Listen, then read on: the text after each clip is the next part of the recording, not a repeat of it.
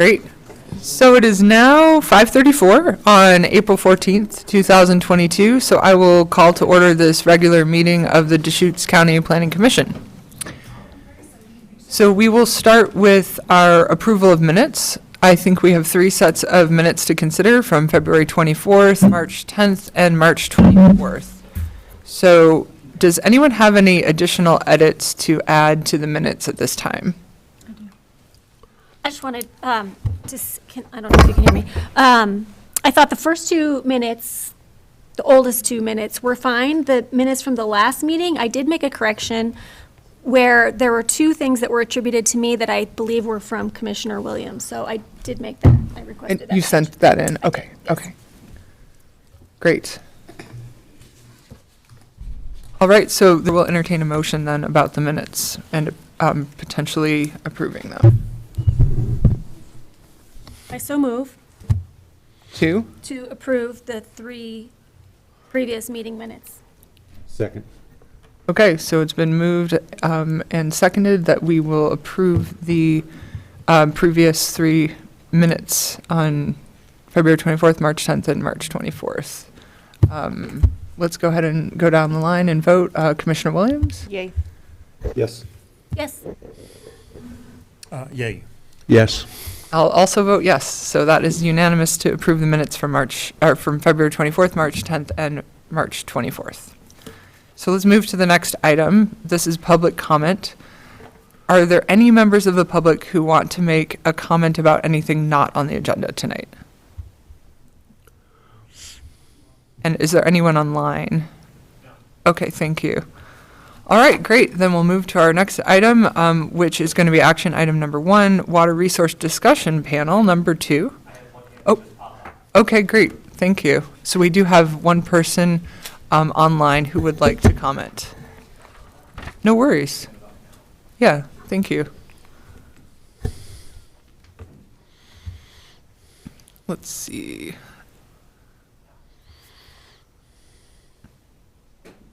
This is Paul Lipscomb. Hi. I live in the Sisters area, Cloverdale area, P.O. Box 759, Sisters, Oregon 97759. I want to comment on action item 2 when we get to that place. And I don't know if you wanted to know that now or you only need to know that later. And if so, I apologize.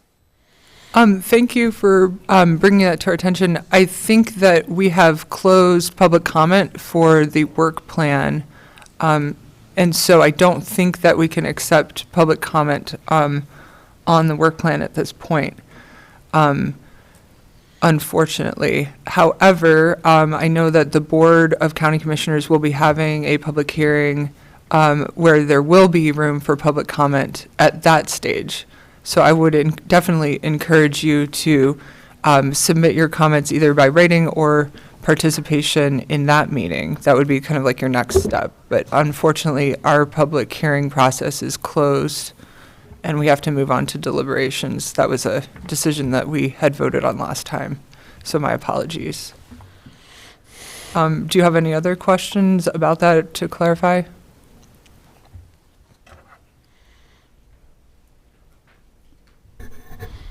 No, not really.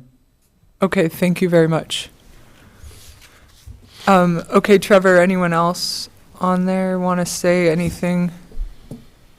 No other hands are raised. Okay, thank you. All right, so continuing on then to the water resource discussion panel number 2, I'm going to turn it over to Kyle Collins, Associate Planner, to introduce our panelists. Yeah, absolutely. Good evening, Commissioners. For the record, again, my name is Kyle Collins. I'm an Associate Planner with the Community Development Department. I'm here tonight to introduce 4 panelists. This is the second of 2 panels related to water resources within Deschutes County and kind of the wider region. This particular panel is, we got 1 additional panelist, more than we had the previous time, so we're up to 4 for this round. I'll briefly introduce them, and then I'll have each of them come up, summarize kind of some of the work that they do, their background, and then we'll move into a roundtable discussion for questions from the commissioners at that point. Right. So the first of our panelists is Kate Fitzpatrick. She is the director of the Deschutes River Conservancy. Our second panelist is Michael Butner. He is the City of Bend's utility director. Third panelist is Matt Cyrus, the president of the Deschutes County Farm Bureau. And our final panelist is Craig Harrell, who works with the Central Oregon Irrigation District as their managing director at this time. With that, I'll open it up to Kate, if you want to come up. And Up at this podium, because we can get a camera there, we're having a little bit of camera difficulty. so I'll go ahead and say outright, each of the panelists was kind enough to put together presentations tonight. Unfortunately, at least for the time being, we're going through some technical difficulties, and so some of those slides aren't going to be available in the video for anybody listening in remotely or for the commissioners. I'll pass along that information after this meeting to each of you directly so you can actually see what they were going to present, but otherwise I'll turn it over to Kate to summarize some of her work. Great. Hi, Commissioners. Nice to be here. Thanks for your interest in water. Can everybody hear me?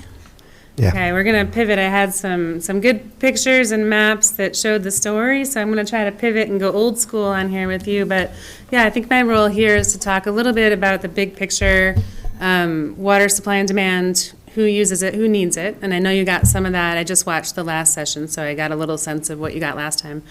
And then the kind of work the DRC does to try to meet the needs in the basin, and hopefully cue that up for the rest of the panel to talk more specifically about their interests. So just to start out, the Deschutes River Conservancy is a nonprofit based in Bend that works basin-wide in the Deschutes Basin. And we were formed in 1996 by a pretty interesting collaboration between the Confederated Tribes of the Warm Springs, environmental interests, and irrigation interests, coming together to really say, we see that water quantity and quality are going to be issues coming down the pipe. And it was right on the heels of the spotted owl conflict where we saw rural communities, fall apart and resource issues. So there was a desire to do things together in a collaborative way and avoid conflict. So we were formed and federally authorized at the time by Congress to receive funding and start doing some of the projects to restore stream flows, which is our mission, and water quality, but doing it through collaboration and consensus, so that we're also meeting other needs in the basin. So that's what we've been doing since 1996. We have a multi-stakeholder board of directors. Cities and the irrigation district sit on our board of directors. And I'll tell you, I think before I talk about the work we do, I'll lay the framework for why we do the work we do. I think at your last water panel, you heard a lot about groundwater and a little bit about surface water. So I'm going to maybe step back and talk about the whole water budget in the basin. Most of the water that's used for irrigation is surface water in the basin. And then most of the water that's used for domestic purposes in the cities is groundwater. But far and away, I'm going to reference some of my slides so I get the numbers right. But if you look at all the basin water rights as a whole, 88% of those are dedicated to irrigated agriculture. So diverted from rivers, to grow food, grow crops in Central Oregon. 12% of the basin water budget is protected in streams and rivers. And then this is somewhat surprising to people, but 2% of the total water in the basin is used by cities and communities. So, the perception is that it's golf courses and cities that are growing and creating, the scarcity, but most of the water currently lies with agriculture. When you look at who needs water, what are the unmet needs in the basin, and I will say this is from a study that we recently completed with the Bureau of Reclamation, and this is an average year, so we'll talk about that we're in extreme drought.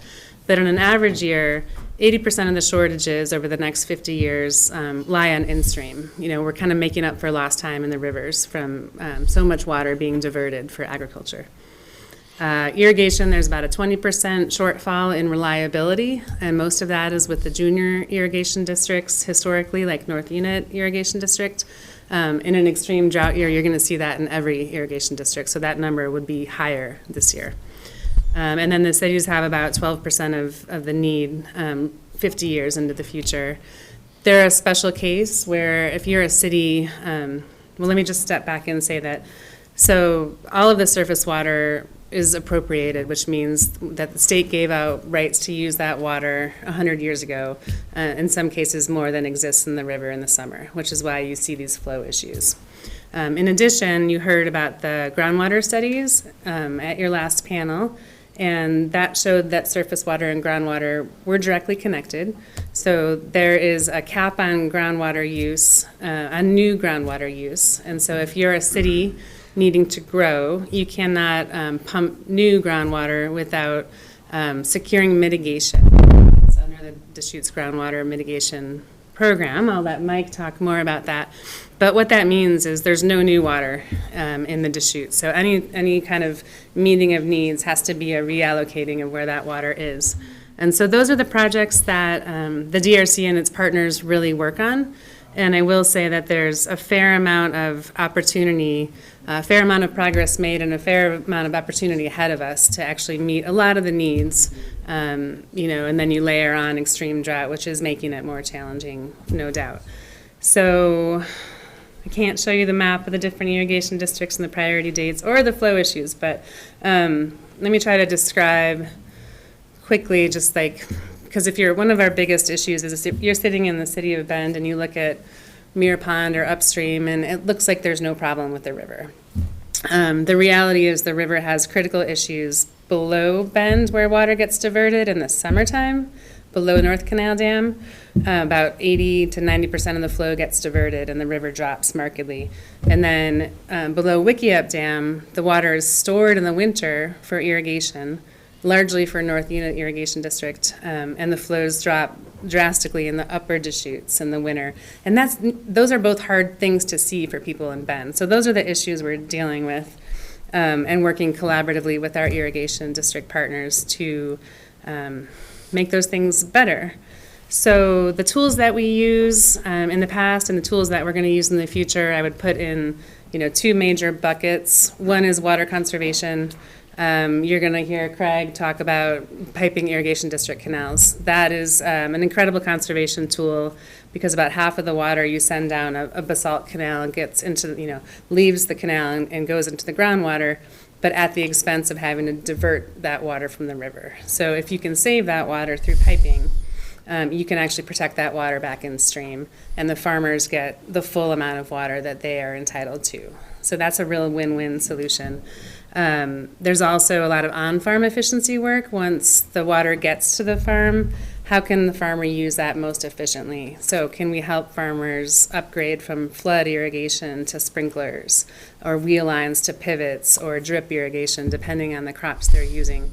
There's a lot of water to be gained in certain irrigation districts with that work. So we have, again, with Central Oregon Irrigation District, we just recently launched a on-farm conservation program. Deschutes County is helping fund some of that work through the ARPA funds, and so we thank you for that. And then the second bucket I would put our solutions in is kind of incentive-based work that we can we'll call water banking. So if you are a farmer and you don't want to use your water this year, but you might want to use it next year, you can lease us your water rights, and we'll protect those through the state, and we'll give you a compensation payment for that. And so when you look at the Middle Deschutes River, a fair amount of the flow you see in the summertime is from lots of little in-stream leases. So that's a really good tool. It protects the farmer's water right, and you're getting the in-stream flow benefit. What we're trying to do this year, particularly because North Unit Irrigation District is facing such scarcity, and all of the flow restoration that has to happen in the upper Deschutes depends on releasing stored water that they depend on. So it's like this really hard problem. So what we're piloting this year is a program for the first time where patrons in Central Oregon Irrigation District have the option of foregoing the use of their water, but instead of going directly in stream, it will be going to North Unit Irrigation District in exchange for some of the flow restoration in the winter, so that we can get more reliable water to the district that needs it the most, who's got the most junior rights. So we think that that's a lot of opportunity. We have a pilot program this year with a modest demonstration of how this could work, and we're hoping to build on that in the future. And then the more you do the on-farm efficiency work and the piping, the more of that tool you'll be able to use as well. That's a little bit about our tools, our history of collaboration. We've been at it since 1996. So there's a timeline that goes, through the current day. We probably had, 8 different processes and groups and planning efforts. So we're very used to working together in the basin as stakeholders. And in 2020, we launched what we call the Deschutes Basin Water Collaborative, which is 40 to 50 official members across the stakeholder spectrum, really dedicated to making these projects happen faster, and then creating a comprehensive plan that should allow us to actually get more funding and more policy flexibility to meet the needs in the basin. The Deschutes County actually funds, a modest amount of money to support the Water Collaborative as well, so thank you for that. But that's something, in addition, that Commissioner Chang is a member of, and it's been really, I think it's really important for the county to stay involved in that collaborative effort. So we've had some success and a lot of success in some of the tributaries, Middle Deschutes, Wachus Creek. We have a lot of issues in front of us. That Upper Deschutes flow restoration issue. You heard Bridget Moran talking about the frog needs and the irrigation district agreements to restore those flows. It's a pretty big lift. So all these projects we're doing are critical right now. And the risk to agriculture, if they don't meet those agreements, is pretty high. So we all really kind of need to help meet those goals.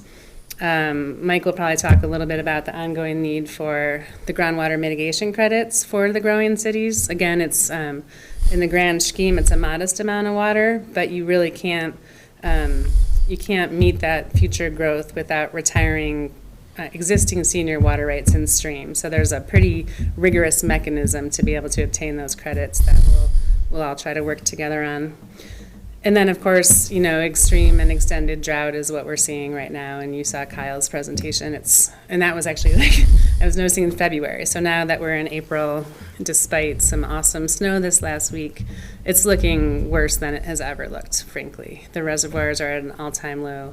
Natural flows are at an all-time low. And so, it's not time for incremental change, frankly. It's time for exponential change. And some of that might be, some policy revisions. Oregon water law is pretty clunky, and we think as a basin, if we can come up with some ideas together, we can really accelerate the pace that we can make this work happen. So I think with that, I'll keep it short and sweet, and we can dig into any details with questions either now or after the other panelists, whatever y'all want to do. Madam Chair, I have a question, Yeah. if it's appropriate this time. It is. So I'm under the impression that the North Unit Irrigation District is thinking about a pumping station at Lake Billy Chinook. Would that be an asset that would help the river flow situation? And what's your group's thought on that particular thought? Yeah, that's a concept that's in its early feasibility stage, so we don't have a ton of detail. But with that said, that has a lot of potential, and specifically to meet flows in the Crooked River, because they would move their Crooked River pump station down, and so you could have flows all the way through the Crooked River in the dry years. That would be an amazing benefit. There's also potential flow restoration benefit for the Deschutes as well, and absolutely for North Unit. Yeah, it's expensive, but it's a concept worth looking into. Thank you. So, Madam Chair, Yes, Commissioner Swisher. you're talking about the exchange for the North Unit from Central Oregon Irrigation Unit. How does that actually happen? In other words, where's the water actually withdrawn from the river in order to get to North Unit then when that happens? Yeah, well, there's elegant thing where there's 4 irrigation districts that divert water at North Canal Dam. And so one of Central Oregon Irrigation District's canals is right next to North Unit's canal. So what will happen is COID will continue to divert their full amount of water because it's a more efficient system. And then they have a spill at the end of that canal to North Unit that they've used in the past more operationally. So in this case, they will actually, whoever wasn't supposed to take their water will leave it in the COID canal, and it will be measured and spilled to North Unit right into their system. Got it. Makes sense? It does. One other related question. About 8 years ago, when I first came on the commission, I heard a report about some of these issues. And the discussion of how the southern part of the Deschutes River, the upper Deschutes, the banks had become channelized over the years because of very low flow in the winter, and then in the summer the higher flows. So the banks weren't stabilized and affecting wetlands. So has the current spotted frog arrangements and that kind of thing started to make any difference in the bank stabilization? Yeah, great question, and you'll see when you get the presentation some pictures of that. They will. Those flows will help. You know, it's interesting because, you know, folks are, you know, the frog is to blame for the North Unit's plight, but, you know, the frog is just a symptom. That river was unraveling, frankly, and so with or without the frog, it was really important to do something about that. So as the Habitat Conservation Plan comes into effect, you know, and more flows get restored, and then summer flows come down, when those flows come closer together, along with some habitat restoration that we're all going to plan to do together, that problem will get better. Yeah. Thank you. Other questions? Yes, Madam Chairman, I have one more. How successful was your leaseback program you talked about towards the end of your presentation about farmers that weren't using their water, that water could go to North Unit and Jefferson? How successful was that? Yeah, so this was a pilot project. Understand. And we had about 150 patrons express interest, which I thought was fantastic when it's a very new thing.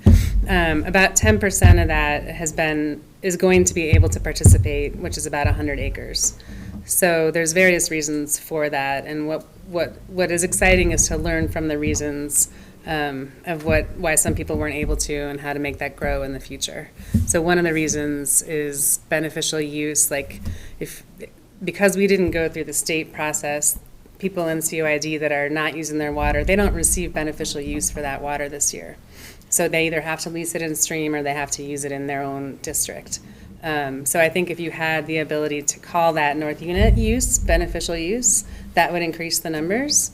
I would say the other major barrier, or the vetting process vetted out some folks because COID still had to be able to operate their system, and the rotations, some of their, rotations, if you take too much water out, won't operate anymore, and people that still want water can't get it. And this is, I think, what's so important is for this, water banking work to go hand in hand with the water conservation piping work, because once you have a system piped, you don't have those problems anymore. Yeah, and then Craig, I don't know if you want to add in now to any of that, or maybe when you talk. Okay. Yeah.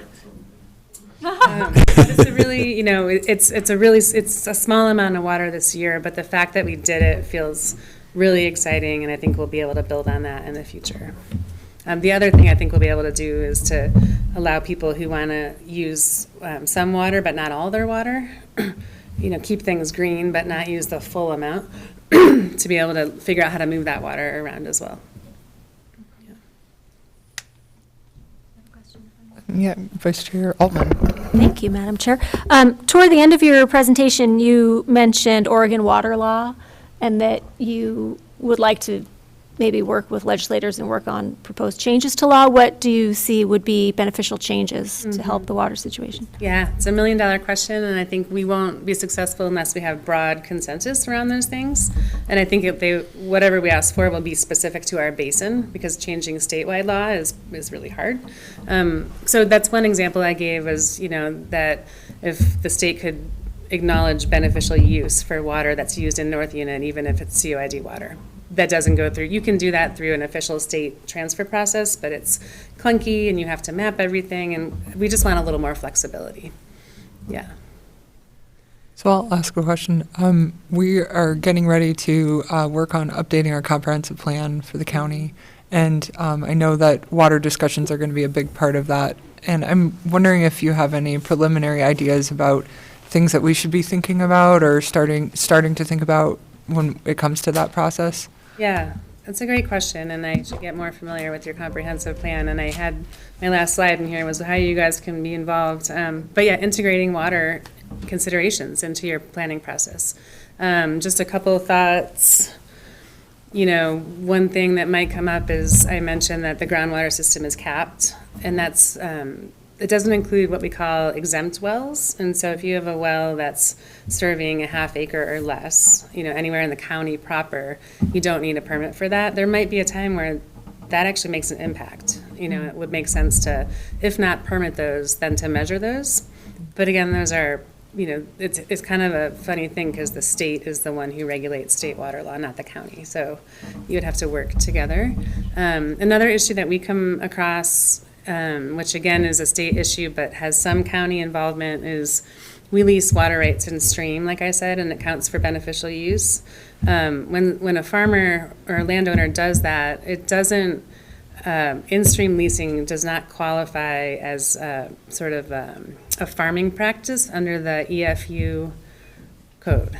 So if someone is zoned exclusive farm use and they've been in-stream leasing, it's possible, like a neighbor could protest that that's not a farming practice, and they could actually lose, there's a risk of losing your back taxes for the last 10 or 20 years. You probably know better than me, but there's a perceived disincentive to lease in stream for some people because of that EFU issue, and so that's something that we've talked to the county assessor about, and I think they would prefer to have a state solution, but it's something that the county should be aware of because it does come up once in a while, and anything that's a barrier towards, getting water where it's needed doesn't seem particularly useful.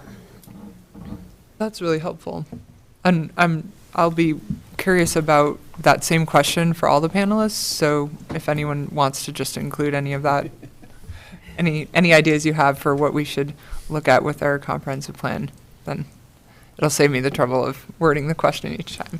But you can wait till your presentation. I'm not asking right now. Are there other questions? All right. Thank Thank you you. so much. Thanks, Kate. Michael Butner, the City of Bend Utility Director, is our next panelist.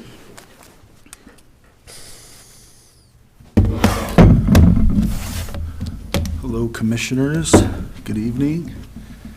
I too have a short slide deck that I'm going to use as just sort of my talking points to make sure I don't miss anything. My apologies. This will make a lot more sense when you see the slides, whenever you see them.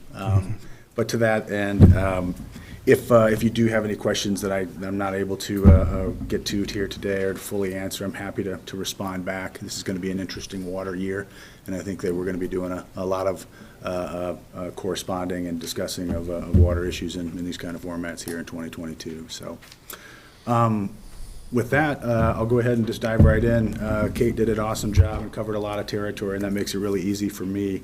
As the utility director here for the City of Bend, I focus, you guessed it, pretty much on the City of Bend.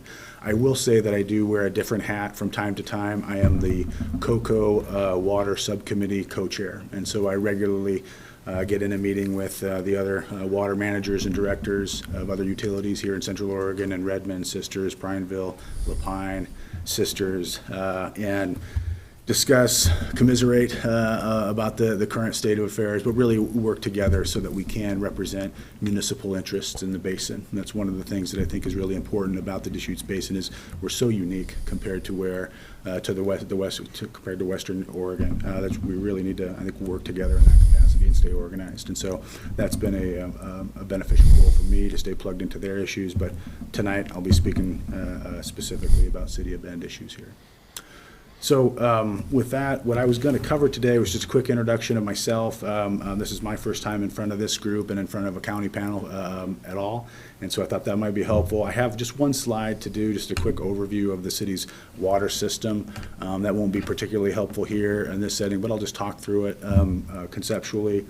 I'll talk a little bit about how the City of Bend uses water, and you'll see these slides when you do get them. But I have a few charts that are pretty easy to read and understand, and each one gives you quite a slightly different perspective in how our community utilizes water. I'll shift gears and talk a little bit about conservation in Bend, some of the things that we're currently engaged in to make our supplies last even longer, some of the things we have in place right now and then in the future. And then Kyle threw in challenge in the email invite to think about some future issues and projections. And so I thought a little bit about that and tried to take a positive spin on some of the projections here and think where we can go with all of these issues and challenges we have in front of us. So with that, brief introduction. So Mike Bittner, my last name is pronounced a little bit differently than some of the Butners you have in Central Oregon, but Bend resident. My wife Jolene and I live in Northeast Bend. We have 2 teenagers over at Mountain View High School, firmly rooted into this community. I've been in the city of Bend for 8 years, the last year plus in this role as director. Prior to that, as business manager for the department.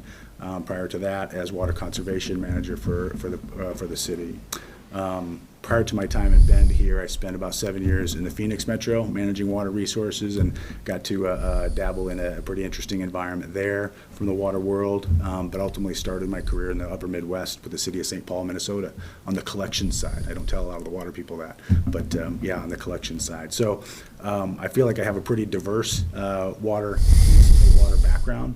I am not the long-term 20-year operator or the long-time engineer. I'm a little bit different. I'm more of a public administrator with a strong natural resources background. And so been fun being in this role, working closely with the city manager and the city's leadership team to really update our utility department to make sure that it's meeting the needs of the community, because things are changing. You know, the expectations of our community and our utility department are certainly changing here. So anyway, that's a little bit about me. I will dive in here real quickly and tell you a little bit about our water system in general. So I'm looking at a really neat cartoon graphic right now, but if I were to describe it to you in general, the city of Bend has 2 water sources, 2 water supplies, groundwater and surface water. You're probably aware of this. The surface water system originates in west of town, about 10 or 15 miles in the Bend Municipal Watershed. This is a federally protected watershed, has been for close to 100 years. A really pristine, special source of water supply that's been Bend's primary source of water supply for close to 100 years, since 1926. I always really emphasize that so people here who get here or who've been here just understand how special this source of supply is. You don't find this in every community. You don't find this in every continent. This is really special. And so the surface water supply that we have collects water from the Bend Municipal Watershed, goes through an intake facility that's just around the corner from the Tumalo Falls parking lot that you've all probably been to at one time or another. That water travels about a 10-mile pipeline beneath Skyliners Road to our Outback facility, which is just west of town, just west of Miller Tree Farm Development, west of Summit High School. From there, that water in that pipeline ends up at our Outback facility, where it goes through our water filtration facility. That goes through a microfiltration facility, and then is then finished water ready for our distribution system from the west side of town, eastward into town. And so that in itself is the surface water system. It's pretty simple. It's been that way for 100 years. It's gotten a little more complicated over the years, of course. But that is our primary source of water supply, and continues to be today. We also have groundwater, and so our groundwater wells, so the city of Bend has 21 wells throughout our system. Those wells are 2, 3, and 4 in well fields, and placed at places like our Outback facility, at Pilot Butte, certain locations on the east side of town as well as the south side. Those wells are anywhere between 500 and 1,000 feet deep, and really help the city meet peak seasonal demand, largely driven by landscape irrigation. Not hobby farms, not flood irrigation, landscape irrigation, the small stuff that we see in the front of a cute little yard with 4 sprinklers that pop up. But collectively, when you have 25,000 customers that all have landscape irrigation systems, that can really turn on and really propose a water distribution system. So on any given year, on any given year, the amount of water that the city of Bend uses, surface water and groundwater, is roughly about 65% surface water, 35% groundwater. So that 65-35, that changes every single year due to some circumstance, but by and large, that's what we're at right now. Surface water has some challenges just due to the sensitivity of it. Comes from a pristine location. It has in-stream requirements that we have to manage really carefully along with Tumalo Irrigation District. We share a water right in this area, and so that's one of the really unique things about the City of Bend and Tumalo Irrigation District. But that said, surface water is gravity fed. That location from our intake facility to our outback facility, there's 1,000 feet of elevation drop in that area, if you can believe it. And so from a delivery standpoint, it's very efficient. The amount of energy intensity that's embedded in surface water is far less than that of groundwater. And so our groundwater sources, while they're very predictable, or have been historically and are fairly easy to operate, they're pretty energy intense. You remember a gallon of water weighs about 8 gallons. So to pump 1,000 gallons a minute takes quite a bit of energy or quite a bit of electricity. And so it's not hard for us to use $1 million of electricity in our water utility in the course of a year. So we really pay close attention to our groundwater and how close and manage it wisely. So the next few slides I had here for you really were just a few different perspectives on water use in Bend. And so essentially what you'll see are some line charts that really depict a strong seasonal peak demand in Bend due to landscape irrigation. In the months of January, February, March, we typically use about 6 million gallons of water per day. Think about that. That meets all of our potable demands for the hospital, for all of our brewing industry, all of our pharmaceutical industries, all of our single-family residential homes, all of our potable needs. But as we hit April, May, June, and July, that demand spikes and gets up to about 25, 26, 27 million gallons per day. Our peak day last year was 26 million gallons per day, right in that hot 3-day weekend that you have in July when all the tourists are in town and all the bars are full and all the Airbnbs are full. That's typically when we have our peak day. And so we call that our peaking ratio, the 6 million gallons per day that you average during your winter months versus the 26 million gallons you can average at peak during your summer months. That's quite a peaking ratio for a utility to endure. It's not uncommon for fast-growing desert cities to have to manage that. That's what we really have to manage, is large landscape irrigation for us moving forward. When we have opportunity to find efficiency in our own system, that's where we're going to find it. Someday we'll be in the market to work with bigger groups like Craig at the COID and work with Kate to acquire additional water supplies to meet demand because our community is growing.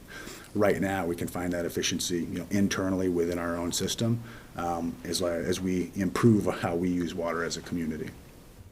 A few other slides that you'll see here, a couple of pie charts and bar charts, just really sort of showing you who uses what.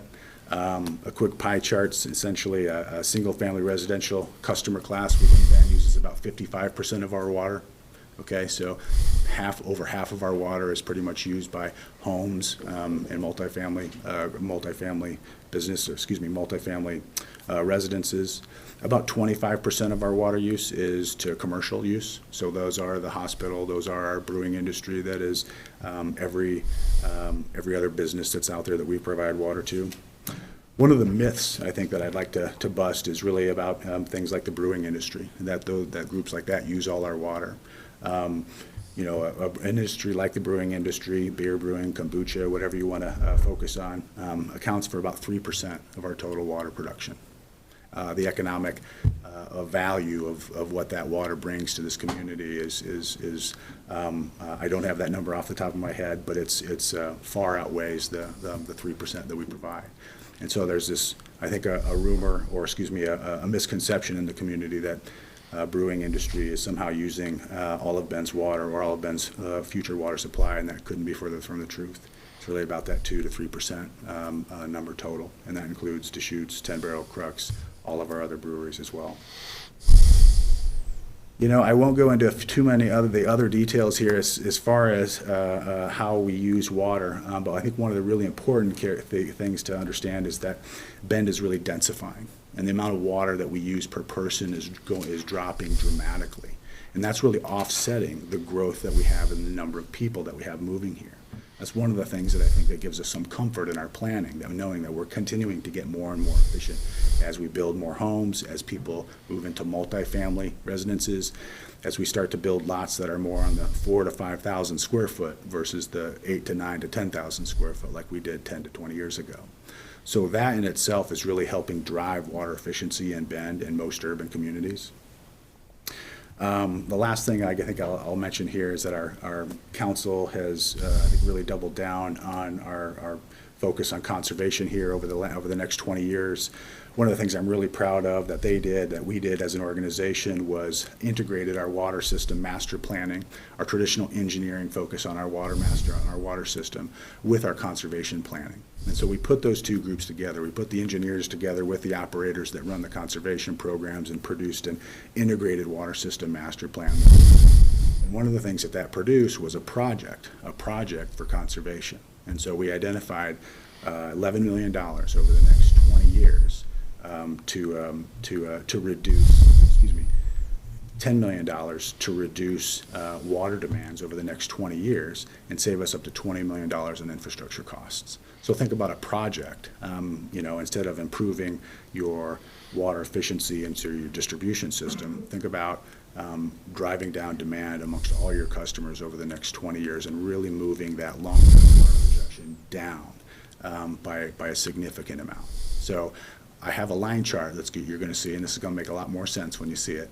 But in a sense, I think that really demonstrates a lot of leadership to really bring in your engineering group and look at conservation through a data-driven lens and show that it does pencil out. It really does over the long term.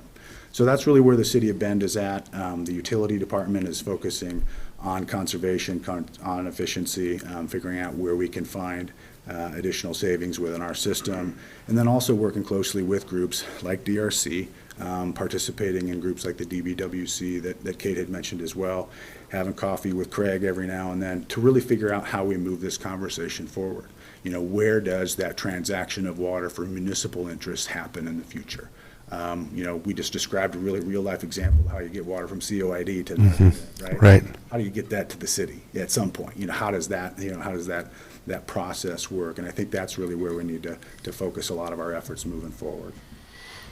My last slide, and this was the favorite one, Kyle, thank you for throwing this in there, future issues and projections. So future issues, two of them I think are first and foremost for me, continued drought. This is reality, folks. I mean, we're in a desert city, and this, I think, if we don't have years like this in the future, great, but we need to be prepared for dealing with this moving forward. The other issue, I think, for the cities will be regulatory certainty. Kate mentioned the Deschutes groundwater basin mitigation program, and that's been, I think, part of this larger groundwater conversation. It's also got a cap and a sunset, that program. That program provides some level of certainty to cities, to municipalities on long-term water supply, what it's going to cost and whether or not it's going to be available. That's really important for us from a financial standpoint and an economic development standpoint. From my standpoint as a director, when I look at a water utility and I look at the rates we charge our customers, we look at a rate model. We figure in all of our costs for our operations and maintenance for the next 5 or 10 years. We figure in our capital projects where we need to expand our system. We have a little contingency in there. What we should be doing is having a big chunk of money in there, or a chunk of money in there, for future water supply planning, whether it's mitigation credits, whether it's a future project, whether it's developing a new supply like you might be over in the Willamette. We don't do that right now because there is no certainty about that. The wag of that cost is so big, is so speculative, that we could never put it in a model and bill our customers accordingly. So right now, I'd say that there's a real lack of long-term water supply planning on the financial front for most cities in Central Oregon because of the lack of certainty we have. So right now, that's a water utility problem. I don't think it's longer before that becomes a larger economic development problem for the region. So that's something we're really focused on. But it's not all doom and gloom. My projections for positive projections here, at the end of the day, we're going to have a greater water conservation ethic across the region. After we go through this isn't a Democrat or a Republican issue. It's a water issue. It connects to everybody. And so I think that's one of the things that really brings people together and sort of shines a light on how important this region is and this resource is. So I look forward to that developing and just continuing on. Kate mentioned some of the flexible water banking programs. I mean, we need those as cities. When I was in Arizona, we had multiple different replenishment district or conservation district programs would allow us as cities to simply pump reuse back into the ground and then pump recovered groundwater back out. Simple programs that made sense that I think, Kate and Craig are both, interested in exploring, but we need flexible water banking programs. And, if I had to speculate 5 or 10 years down the road, we'll have those in some capacity. Two more, just more focus on transparency and equity. I know that's a big focus in the city of Bend. We have open data initiatives, and I think it's important that the public understands, how we're making decisions based on the data we have with our natural resources, and making sure that everybody's part of that conversation. And then the last thing I'll leave you with that I would really like to see is really the state leadership on the 100-year vision. The state went through a lot of effort over the last couple of years to develop a 100-year water vision. And I think I was a part of some of those meetings. There was some great information sharing, great data collection. We need to make that actionable. And I would love to see sort of a 100-year water vision that's actionable for cities with some of that water law, with some of those water law changes. For municipalities, that's requiring some consistency with how we measure and evaluate and present our data to the public. I don't think all water managers or all utility directors will agree with what I'm saying right now, but a 100-year water vision and some really strong state leadership with resources and their agencies. We are a heavily regulated agency or organization, whether it's our permit with Oregon Health Authority, our permits with DEQ, or the work that we do with ODLBRD.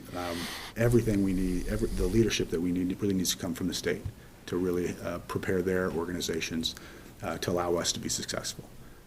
They can't have unfunded mandates on us and state agency organizations that are ill-equipped or ill-resourced to be able to follow through on the commitments. So those are the projections I just wanted to share with all of you. Sorry for the presentation or lack thereof, but I'm happy to answer any questions about municipal water supply or anything I touched on. That was actually a great presentation. Yes, terrific. You don't need the slides. Thank you. Commissioner Swisher?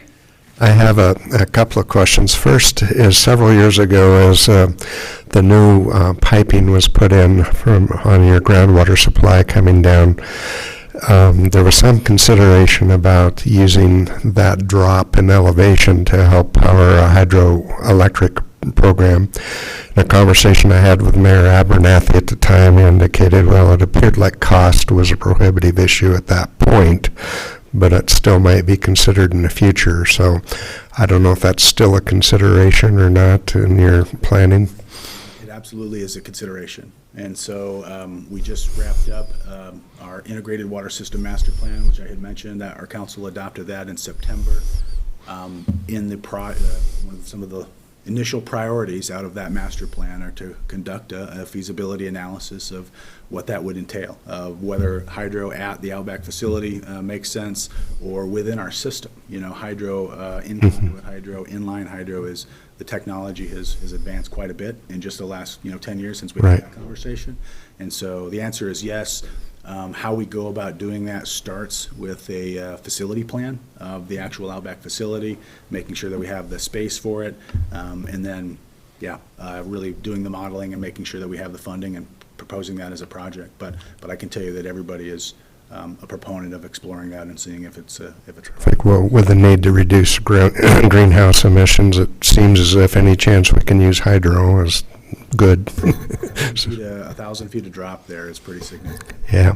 My second question is about wastewater recovery and recycling of any degree. What's the city of Bend doing with that? And if so, can you attribute any portion of that recovered water as a percent of reduction or amount of reduction to your freshwater use? As far as reuse and reuse of treated effluent from our water reclamation facility northeast of town, north of Bend Airport, the answer to your question is yes. After that facility went through a pretty serious expansion here over the last 5 to 6 years, this year we're actually in a position to start reproducing Class A water reuse, so that's the highest form, and we do have an agreement with Pronghorn Golf Course to deliver water to that community. We're working through actually updating that agreement right now. At the same time, we're actually working through the testing of our facility to make sure that we can consistently produce Class A. historically, that's been the challenge for us, of consistently doing it every single day and being able to do it in a reliable fashion that makes sense for the golf course.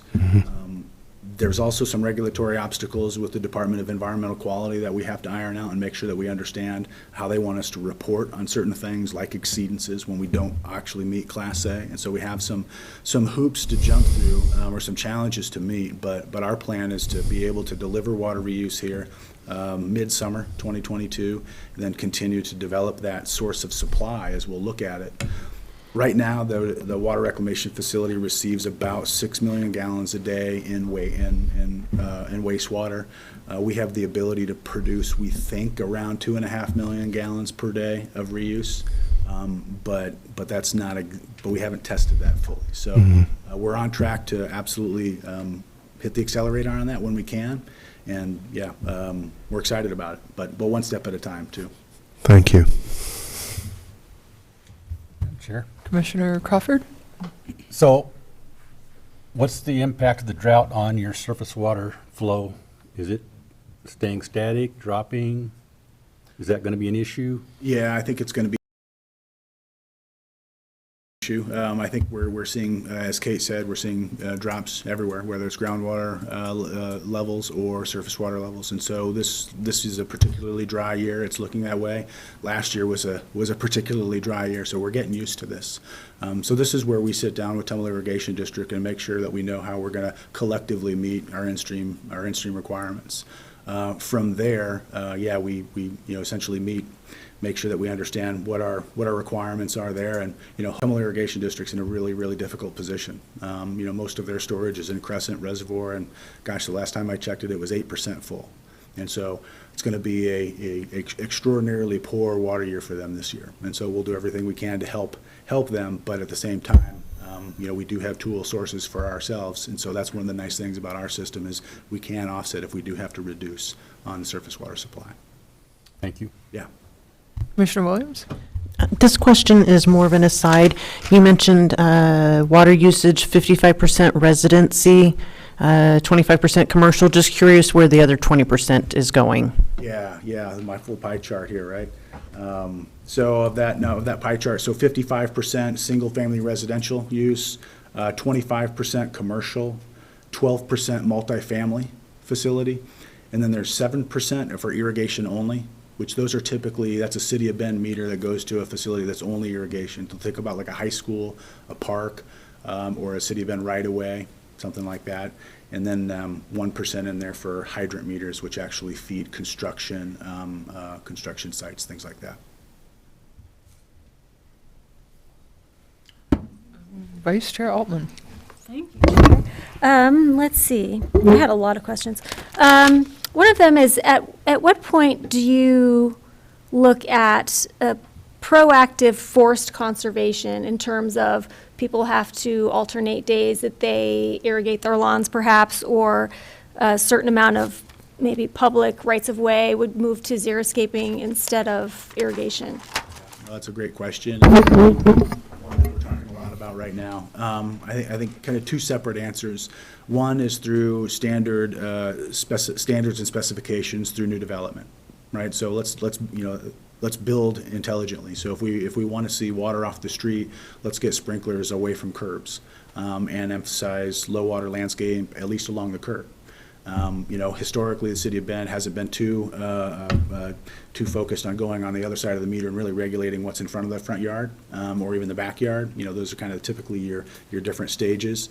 So right now, where we're at with our integrated water system master plan, where we left that was a commitment to our council to form a conservation and efficiency technical work group to work internally, to pull in key stakeholders from the building community, from landscape and irrigation, to look closely at Bend code and our development code specifically, at where we could make some adjustments and find that water efficiency through that means. There's a conversation to happen there, because you don't want to quickly and I think arbitrarily increase the cost to develop a landscape. You want to work closely with the building and landscape community to make sure that when we do these things, if anything, they're cost neutral, or if there's a way we can reduce the cost of the landscape, that'd be even better. We know we're reducing the long-term water bill of that customer, so that's a good thing. So through standards, codes, and development, I think is the proper way to do that, and we're focused on that, and we have that group meeting in the next month, and really a commitment to really dive into it later in 2022. Given where we're at right now, we may expedite that process and pull it forward. That's hard to do during the growing season. A lot of the people we need in the room are out cutting grass and working on irrigation systems, our staff as well. So the other way to do that, and you mentioned sort of mandatory reductions, that's really what we call curtailment. So every water utility in Oregon should have a water curtailment plan. Oregon Water Resource Department requires that. That's really a multi-stage process that you would go through to cut down demand if you had an inability to meet it. So if something were, drastic were to happen to our system, say we were to lose our whole, all our entire surface water supply. We actually thought that might happen with the chlorine shortage last year when we were dealing with that national shortage. So we were really thinking closely about if we were to have to curtail here and tell customers that you can't use, that's a big decision. You're putting businesses, out of business sometimes, and you're essentially killing landscapes to a lot of degree. So there's a very set of prescribed measures within our curtailment plan. I won't go through them here. Avion has some, Rotes has them, Redmond, Sisters, every utility will have them. But that's when things really get serious. That's outside of the normal public education and outreach that we do to try and continuously improve this water use. Can I ask a follow-up question? Where does Avion water come from? Do you sell that to Avion? No. Or do they have their own system? And I should clarify, I'm glad we stumbled into that one. So the city of Bend provides water to 75% of Bend, roughly. The other 25% are between Avion and Rotes. Avion and Rotes are 100% groundwater, and so both pump from the same aquifer that we do.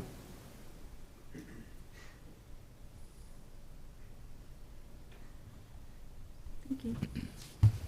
Other questions? Okay, then thank you very much. Terrific, thank you.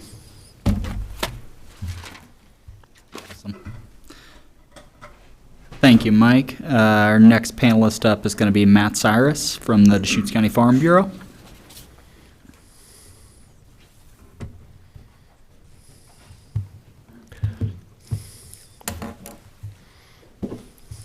Good evening. Hey, Matt. Cyrus. I actually wear a few hats. Our family actually moved to Central Oregon in the 1880s, homesteaded in the Gray Butte Hills and the Culver area, raising dry land crops. And as we starved out doing dry land, family moved to the Sisters area in the Cloverdale, what's now the Three Sisters Irrigation District, the turn of the century. And so we've been involved with local irrigation district since its inception. And in fact, that district is one of the oldest in the state. And so, but we've been through the different conservation methods, everything from flood irrigation to transitioning to sprinklers, hand lines, and then wheel lines, and eventually pivots. We've done drip irrigation, kind of run the full gamut of the different conservation methods and things. We've worked with the DRC on projects. Most of our irrigation district is currently piped. Mixed feelings on that one. The piping is awesome from the standpoint of we got pressurized water when we want it and we can turn it on. We've got a few downfalls with regard to the amount of silt and mud that flows through the system. Plugging the sprinklers and wearing out sprinklers probably 10 times as fast as they used to. And I'm a little concerned about what happens when all the main lines eventually get filled up with mud and such, and will we actually be able to get a delivery? But we're one of the first projects to get pipes, so we're kind of the test case and see how things go as we go further down the line. The other thing that we've seen is, and it's been mentioned everywhere, everybody blames the drought, but a direct connection with the drying up of the local aquifers. My personal well was over 200 feet deep. When the canal was piped, I now have a well that's 450 feet deep, at the cost of $25,000. So it's, I don't know, I didn't see what was presented to you last time, but there's two primary aquifers in the basin, or actually type aquifers. There's a good USGS report. If you don't have it, it should probably be in the record. It was done in the 90s. A very comprehensive study of the aquifers in the basin, and it pointed out that the primary aquifers down the 800 to 1,000 foot level is immense, to the extent that the study indicated it'd be very difficult to even phase the amount of water in it. You could develop every square inch of this area and not affect that aquifer. However, most everybody is drilled into the more shallow aquifers, which are hydraulically connected to surface waters. Irrigation, flood irrigation, for example, excellent groundwater recharge. Leaky ditches, canals, groundwater recharge. You've got a lot of different sources of groundwater recharge that do the shallower aquifers, and a lot of the people, I'm confident. Just two reasons why you're seeing a decline in shallow aquifers. One is irrigation practices.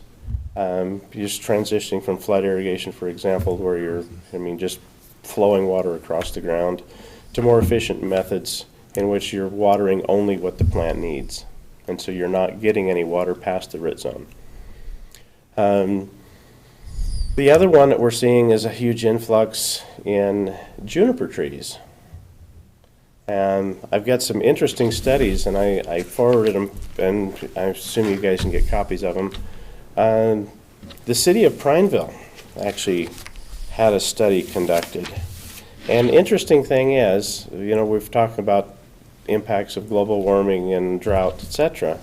Their study shows that their precipitation in their study area has not declined.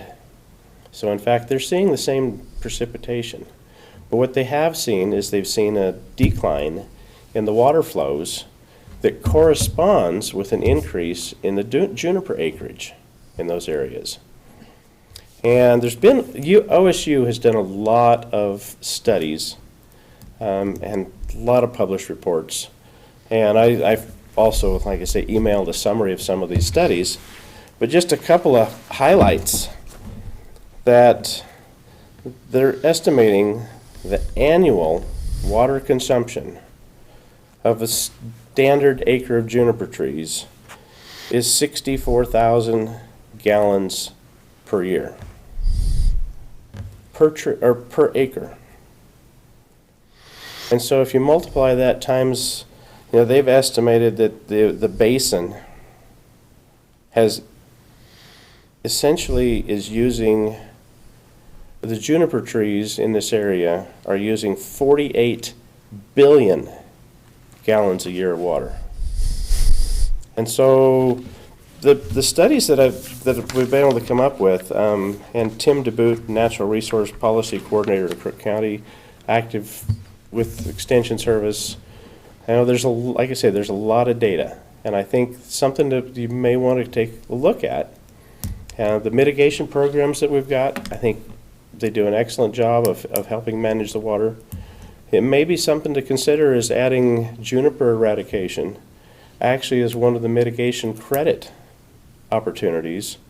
Throw money at getting rid of juniper trees and actually increasing the water available into the groundwater supplies. Because this is amazing information that's out there on just how much water sits there and gets sucked up by juniper trees. But a little bit, as far as a little more background with regard to myself, our family also, we have the Aspen Lakes Golf Course. We have a private utility company. So we water crops. We've watered hemp under drip irrigation, a golf course, as well as supplying residential customers. And so I've got, like I say, several different hats, but also I've been heavily involved in the politics of water policy since the early 1990s. I've been involved in legislative, either writing and or lobbying legislation on the water side. Been active in farm bureaus for over 40 years. Much of that time been off and on as president of Deschutes County Farm Bureau. I sit on the Oregon Farm Bureau Water Committee, president of the Oregon Family Farm Association, Water for Life, which is a water rights association, works directly with legislative property rights for water owner or landowners. Also, it was, and so with that hat, you know, Oregon Farm Bureau is the largest ag lobby organization in the state, and we pay a lot of attention to what's going on with water law, water policy, precedent, what would affect, I mean, how little changes in law might affect one basin but be detrimental to another. And so we have actually, there is a group of the 3 county farm bureaus, as well as Oregon Farm Bureau and its lobbyists and legal staff, as well as legal folks from outside the area, are actively working at trying to help solve some of the problem for North Unit and taking a look at what possible impacts, I mean, on legislative fixes, and probably need to get together with Kate with how we might solve some of the problems without opening a can of worms and Pandora's box that none of us want to dig into with regard to water law and water policy. You know, given the political bent of the capital in Oregon, it's a little scary to consider putting any bills forward that deal with prior appropriation doctrine or anything along those lines for fear with what it might be twisted into. And so it's kind of an interesting scenario to get involved with. But, you know, back to a question I heard earlier, a question about the pumping project, the North Unit. I was asking about that a couple days ago, and they said the preliminary estimate for cost is $500 million. And so the question is where that money comes from and whether it justifies versus the value of the land that it's trying to water. And the other one was exempt wells. While they are allowed up to half an acre of irrigation, they still abide by prior appropriation. And if it can be shown that an exempt well is affecting a previous existing well, it can still be shut off. So a couple other ideas with regard to helping with that besides juniper eradication is the reclamation of wastewater from the cities. You know, whether any of that could be put back into the irrigation systems and reutilized. The other one that we're actively looking at from a political standpoint is how to get rid of and or overturn the frog agreement that was put in place that has caused so much water to be dumped to the ocean. It's my understanding that last year there was 35,000 acre feet dumped to the ocean instead of going to agriculture, enough to raise roughly 60,000 tons of hay. And we're looking at hay costs this year probably starting in the $400 range and probably expect to see them at $500 by the end of the season. A lot has to do with the politics of some of these things.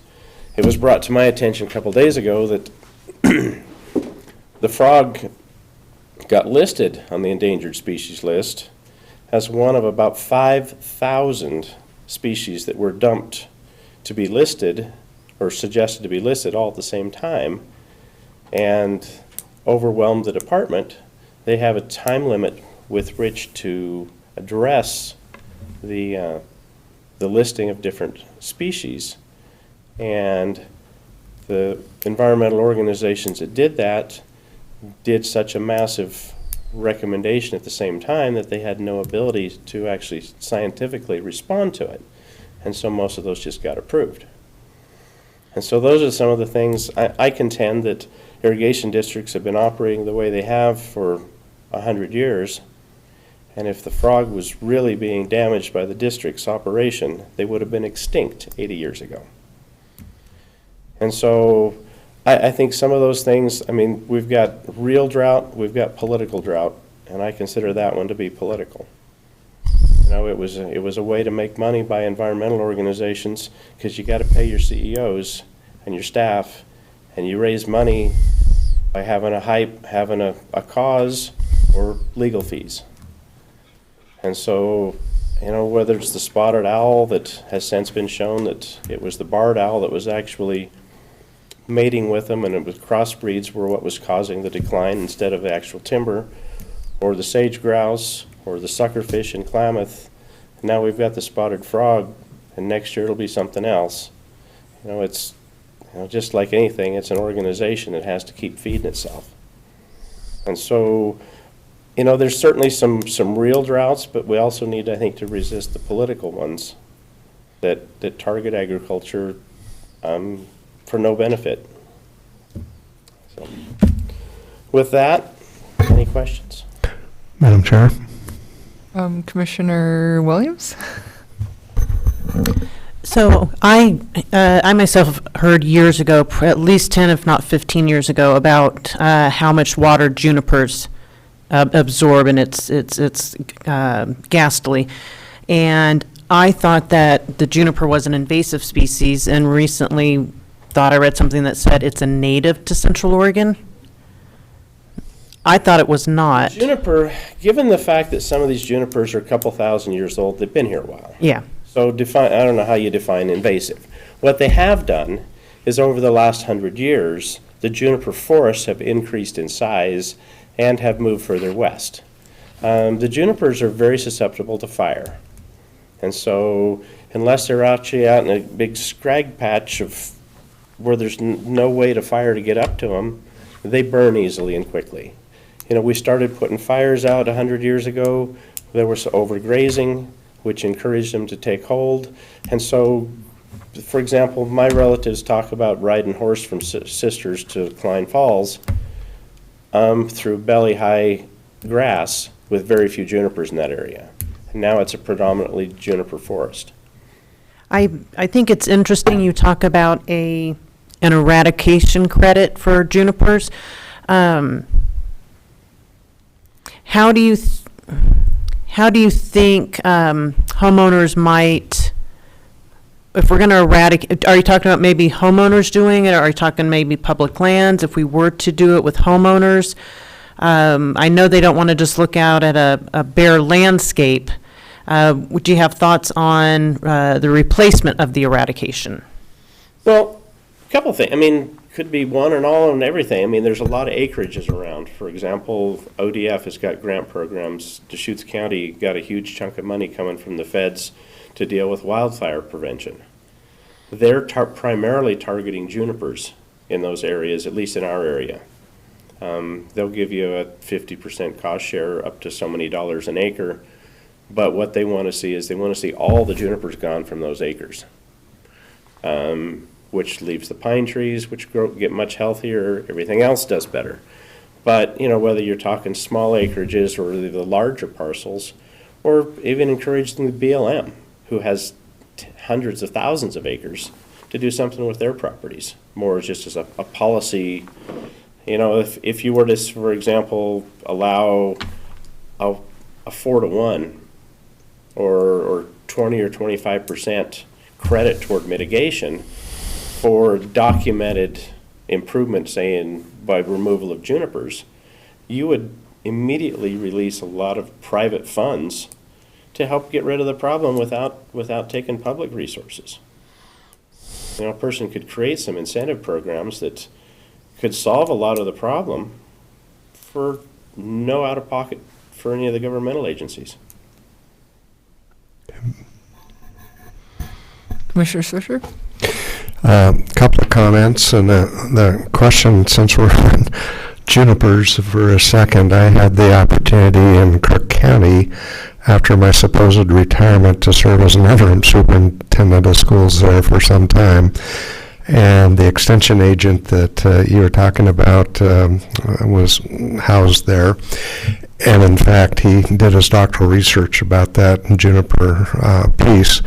And I had the opportunity to look at his research as well as photos, historic photos of the region at that point.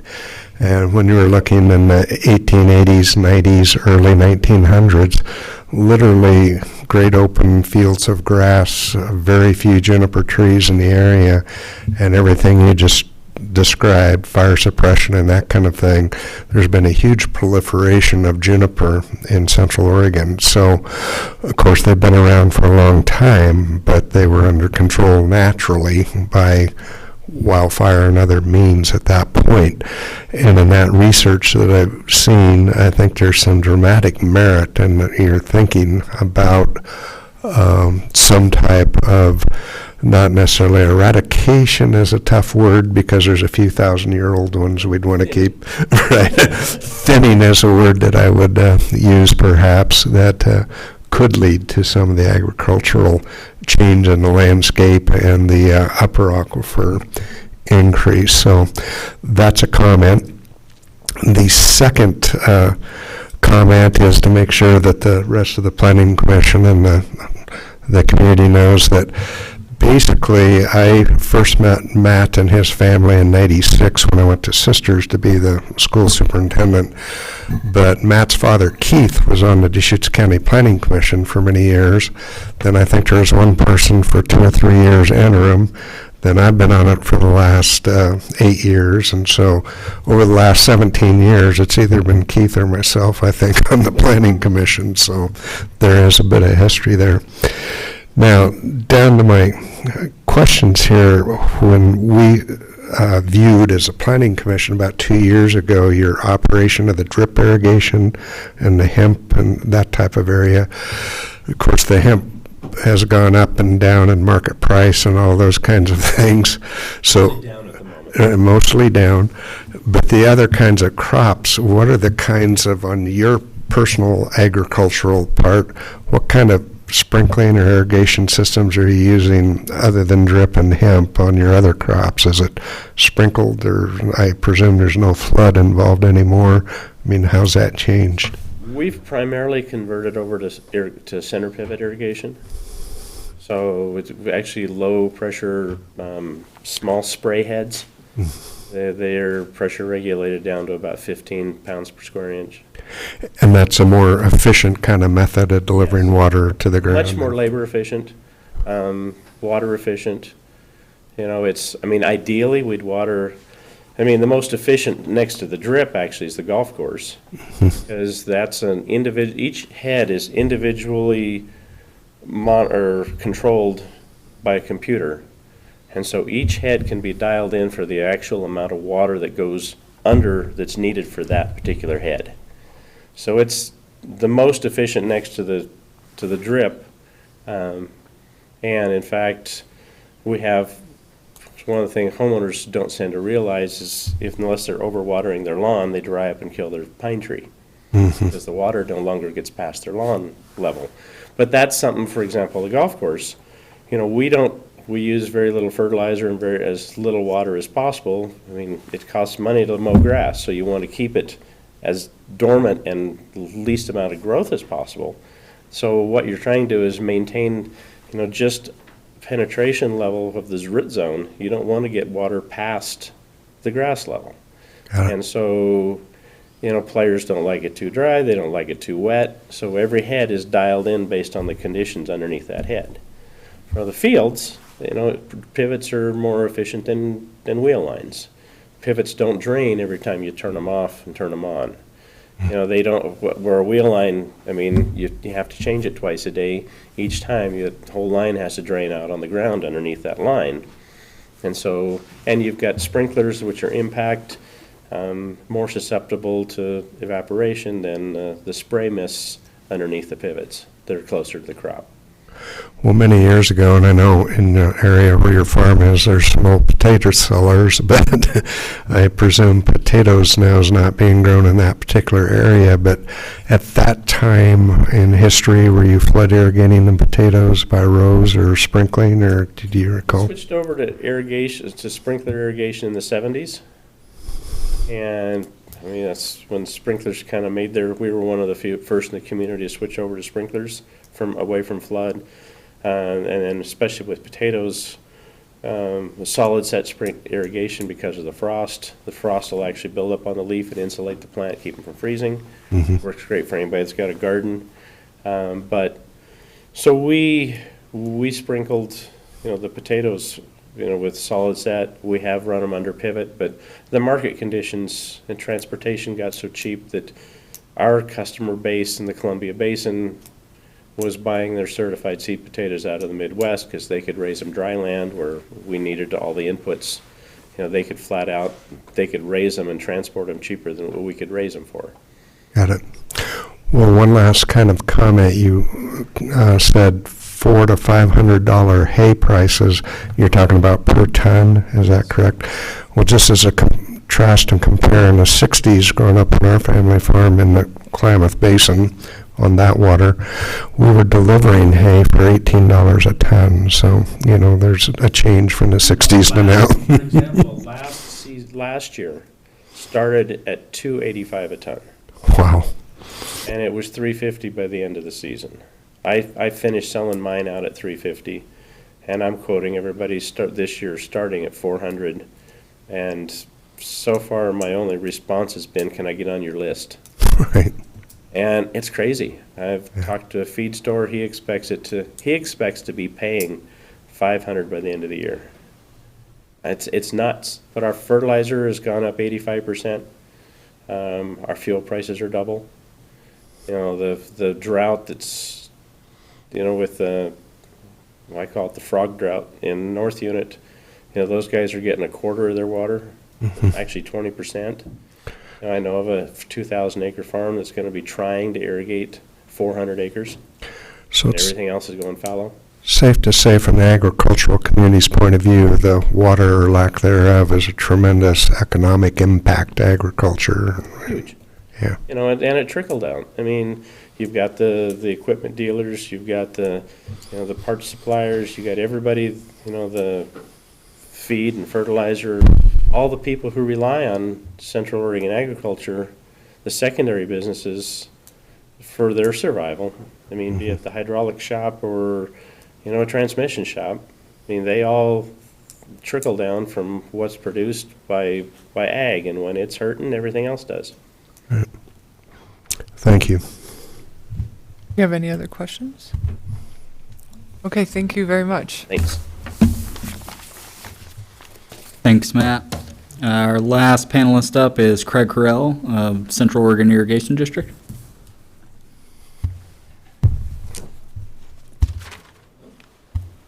Good evening. Craig Harrell. I'm the Managing Director for Central Oregon Irrigation, and I'm also on the board of DRC with Kate. I also am the President of the Deschutes Basin Board of Control, which is all 8 irrigation districts, as well as I'm on the board for Oregon Water Resource Congress, which is our Oregon legislature group for all Oregon irrigation districts. I've lived in Central Oregon for 25 years. I was an engineer, had a engineering firm here with my partner Jim Bassard for 15 years, and I decided, why not try irrigation district management? And that was 8 years ago. So I think Peter, Kate were at my first week on the job, and it was regarding piping in Bend and the UGB. And it was a real fun, eye-opening experience. But what that really told me in that instance was irrigation, there wasn't a lot of collaboration. There wasn't a lot of planning on big picture, 30 years, 100 years out. So my last 8 years, we have worked really hard as districts to come up with plans that have engineering and science behind them, to implement those so that you can't make more water, although cloud seeding's out there, but you can learn how to share that resource and spread it out more equitably amongst all your partners. So that was going on at the time, and COID took the step to be a little bit more progressive than it has in the previous 100 years. We're a senior user. The most senior is Swally, but and then Three Sisters, but I'm talking on the Deschutes. Swally is the most senior, but we're the largest senior district. We're the 3rd largest irrigation district in the state. North Unit's the 2nd largest irrigation district in the state, and they are junior by 40 years to COID on the Deschutes. So in 2017, we'll go back. Before I started, there was this HCP Habitat Conservation Plan that the districts were working on. And it was because there's this ESA species out there, and it wasn't the frog at the time. We were looking at steelhead, we were looking at all these other species, and in 2014, Center for Biological Diversity pushed the Oregon spotted frog ahead. So what that did was made us look a little bit differently on the upper Deschutes and not so much middle and lower Deschutes on how our practices were affecting endangered species or listed species. I can tell you that the Habitat Conservation Plan, whether you like it or not, we are in a great position. We're just in the third year of an extreme drought. Without that Habitat Conservation Plan being signed by all the districts, North Unit would be just like Klamath Falls. North Unit would not have a drop at all. What that Habitat Conservation Plan has also done has allowed COID, through working and maneuvering through prior appropriations, us to be a little bit more flexible in how we partner with North Unit. So in 2017, North Unit and COID agreed and signed a partnership paper that we, as COID, agree that we're going to continually work on conservation and conservation projects that will put hard water delivered to them and take the reliability off storage. And that is our goal. But in that, we also have other partners. We have the river as a partner, and we have the city and other City of Redmond. So we know that we have many partners, and we also know COID is the person invited to the table all the time. And it's, the first few years I thought of it as we're getting beat up, but it really is, we have the most to mine to be able to provide what everybody's looking for, and that's relief on the 50-year water plan. A good example, Mike needs, is it 15 CFS or 25 CFS of surface water that equates to your 50-year plan, something like that. Our urbanized area along Bear Creek, if we took those, put them on a city water, that's 6 CFS of surface water that equates to 2 times what you can pump. So urbanization is happening. We are dealing with it in Redmond and Bend, and we have to have these tools that Kate talked about that are very complicated. They're very much challenged when you bring them to Salem. We know in our basin, because we've worked collaboratively, that they're great for us. Now, other people challenge them because they may cause an undue effect in a different basin. So I think what Kate said is very important. We have to agree as a basin that this is good for us, and these things, we can change this legislatively to help. And we as COID are really ready, willing, and able to do this. My board at times, we have board members that have been on our board for 25, 35 years. It has been a progress of education for them and to become the change. And I work at it very hard. It's not as fast as everybody would like, but it's there. And so in 17, when we made the agreement with North Unit and the other districts we worked with on the Deschutes, we also agreed that we would not harm the smaller districts at the expense of helping North Unit. And that's really important. And when you're hearing about all these piping projects, COID just completed a $32 million piping project. It's 7.9 miles of piping. It took us 2 winters to complete, and we just put water in it this last week. That one project generated 30 CFS of conserved water. From 1980 to 2000, it took that 20 years to generate through conserved water projects. The North Canal Dam had 0 water going over it in 1981, and 20 years later it had 30 CFS. So it took 20 years to do that work, which is really important because it's still there today.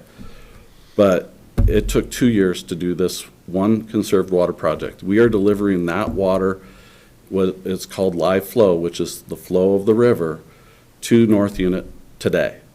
So 30 CFS equates to about 10,000 acre feet. So we will continue to do these projects, piping, and then we will also, that is the backbone to generate all these other projects that Kate talked about, the on-farm. How do we generate people using less? And we believe that COID, when it's all said and done, I can't tell you how long it'll take, 30 years, 40 years, but we have the ability to generate about 150 to 200 CFS of conserved water.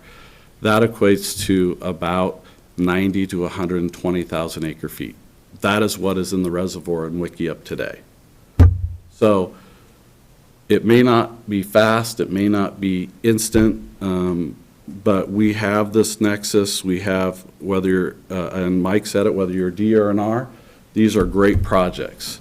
We put 300 people to work for the last 2 years on the $30 million project. The steel pipe was generated and built in Portland. And we have more money in the pipeline that we have access to. So what COID is doing right now is we are continually, we're continuing our EIS, Environmental Impact Statement, for the 25 miles of Pilot Butte Canal. And that alone is probably, well, before the spike in cost of materials, it was around $250 million. It is a lot of money, but it is half of what the pump station is at Billy Chinook. And it is gravity-fed, pressurized water that does not have a $9 million a year price tag for generating the pumping. I think it's, I can't remember how many feet it is to pump out of Billy Chinook up to the plateau there. But we have to look at everything. So I want North Unit to look at that project because it benefits the Crooked. It also has other benefits that we can look at, but we also have to look at what are the negatives with that, and cost right now just is the glaring one. So what we're doing as districts, Arnold is in the middle of a watershed plan. That district, if they pipe their main canal, they can actually leave about 30 CFS of water in the river that would go to North Unit as well. All these projects are very important to meet our habitat conservation plan because in 30 years we've agreed to put a lot of water in the river. It's, you know, it's 300 to 500 when available. 500 is in a good water year. With that, we also as districts have committed, we pay $150,000 a year into a conservation fund for restoring the Deschutes River. So when Kate talked about when you take the river and you balance it out and you have more even flow, now we have an opportunity to go in and do good work on restoring the banks and wetlands and different places there. Whether you like the frog or not, it's here. It is federal law. I have to follow federal law. If I make a choice that harms an endangered species as a manager, I go to jail, federal jail. It has happened with Oregon spotted frog, with logging companies, where their managers have gone to jail. So whether you like it or not, we do follow these things. Now, I do agree that the farmers have a right to say that this hurts them. But I can also tell you they would not be in business today if it wasn't for the Habitat Conservation Plan. And they would be where Klamath is. They don't have a plan for 5 more years.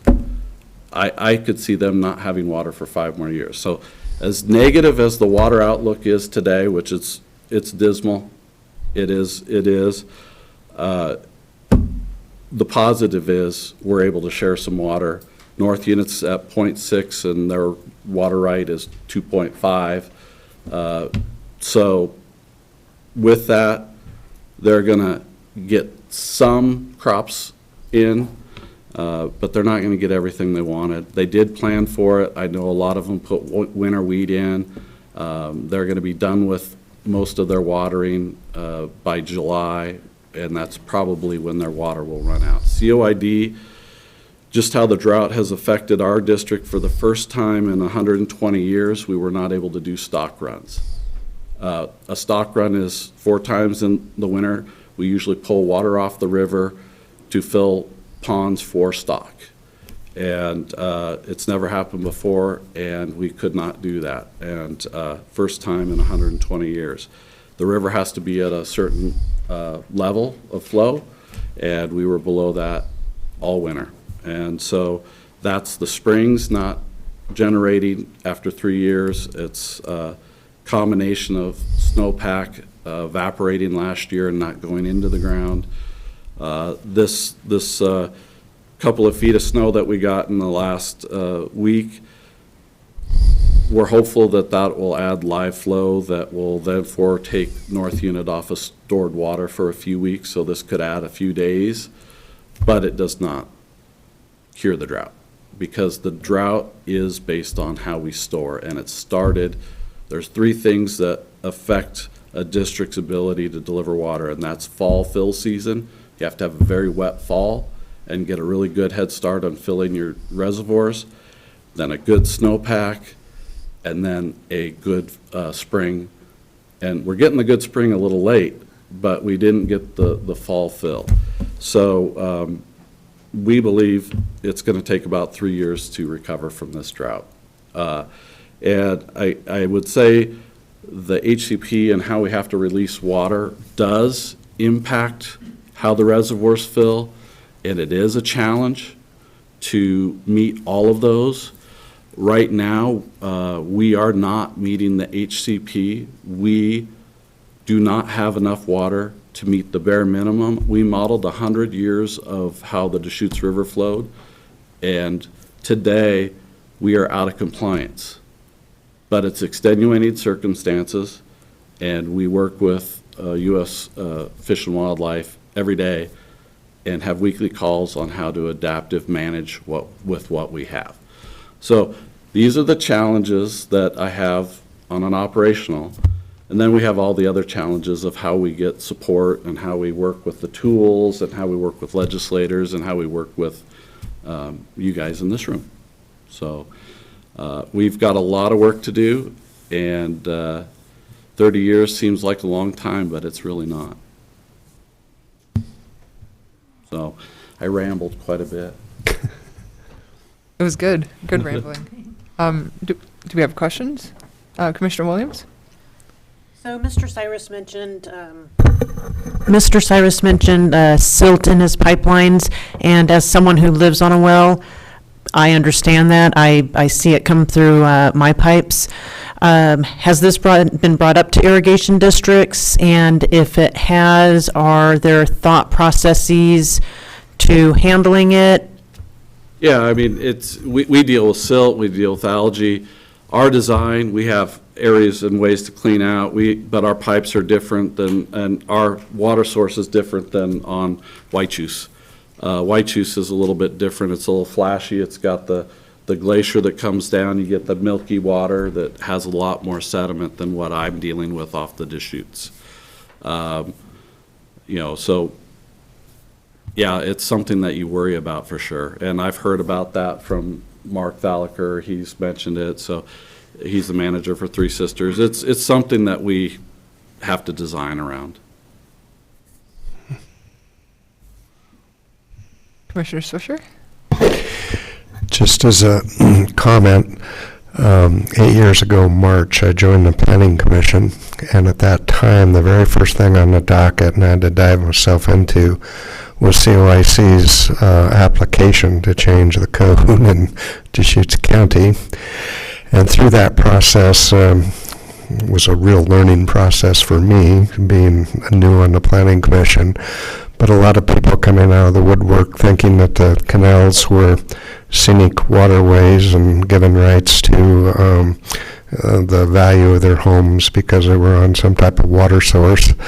I've seen over time the advertisements by many realtors saying they lived on seasonal, the property was on seasonal creeks, and those kinds of perceptions that have occurred. And of course, there is a value to that thing. But part of my question is the kinds of perception changes over time in terms of that kind of mindset. And secondly, I'm thinking that as a planning commission at that time, as a new planning commissioner, I'm not sure my thinking or that we made a right decision or we might revisit it now. Hindsight is absolutely wonderful. And the second piece I would say is that I'm not sure COIC necessarily had all of the components in place for that application, and so I'm wondering about your hindsight view of that process starting then and where you think we are today. We absolutely weren't ready. Now I have science behind why we do these. I have a master plan for my whole district, not just for that one section. Right. I've got all of our partners in alignment that this is the right thing to do.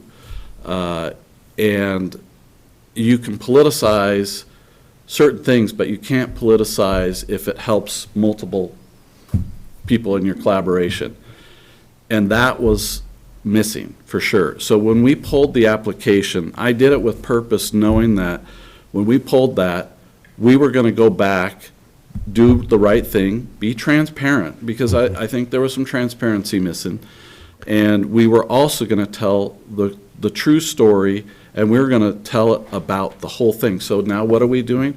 We are starting at Smith Rock, and we are piping this way. And our environmental impact statement that we're working on through the permitting process, I have met with those neighbors at Juniper Ridge, and they feel the same way. They haven't changed. And I just met with the Greens at Redmond, and they all said, we bought our property here, and this is told that this is ours, and it's not. I have to just say, I'm a utility. I have to look at it as a utility. Not only is that section in the Greens at Redmond something I need a pipe for the losses, it is my biggest threat to blowing out, and there are 300 to 400 new polished homes right below a high bank fill. And you can go on the internet and see what happens when an irrigation district's canal blows out. And it's because we have burrowing animals, skunks, badgers. They love those soft dirts, and once the water finds its way, it will blow it out. And that's what I tell them. I have to look at it as an operational, but I can show you how I want to leave the canal when it's all said and done. And I will work with you to put fences, plantings, whatever. So, yes, we weren't ready at all. Now we are. Thank you. Other questions? Actually, I do have one question. Yeah, Commissioner Crawford. This is based on pure ignorance only. So why did you start at Smith Rocks, where the water flow is considerably less than at the takeout place at the river? Well, there's several reasons. One, I'm an engineer. You always start at your downstream side and work your way up when you're designing sewer. This is a gravity-fed water system, so start there. Two, that area wanted this project. They want to be the first to be on pressure. They are farmers that have carrot seed. They want, it's where the pumpkin patch is out there. They want pressurized water. They want to be that whole section with that 7.9 miles is the same area as Sisters Irrigation. So we will be able to deliver pressurized water to over 400 to 500 farms out there. And that would be first. We have to do one more section to get enough pressure to really impact. And then the other one is, I don't want to have to deal with the city of Bend and all of that right now. However, we're taking the time and we're doing it right. We're having the meetings. And it was just easier to start there because they wanted it. And 30 CFS of loss is huge. And to be able to gain that was huge. This one was 19 CFS of loss right there on Empire. And it is my backyard too. I live right on it. So my neighbors love me.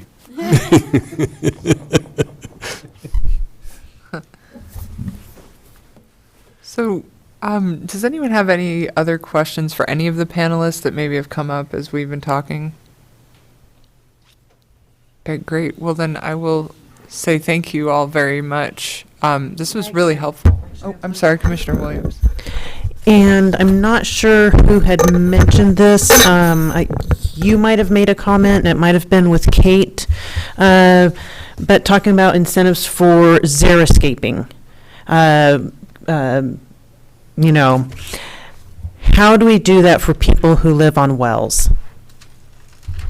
They think it's free water. I don't pay for it. How, you know, or does anyone have an idea of how you can motivate someone who doesn't pay for water to conserve water?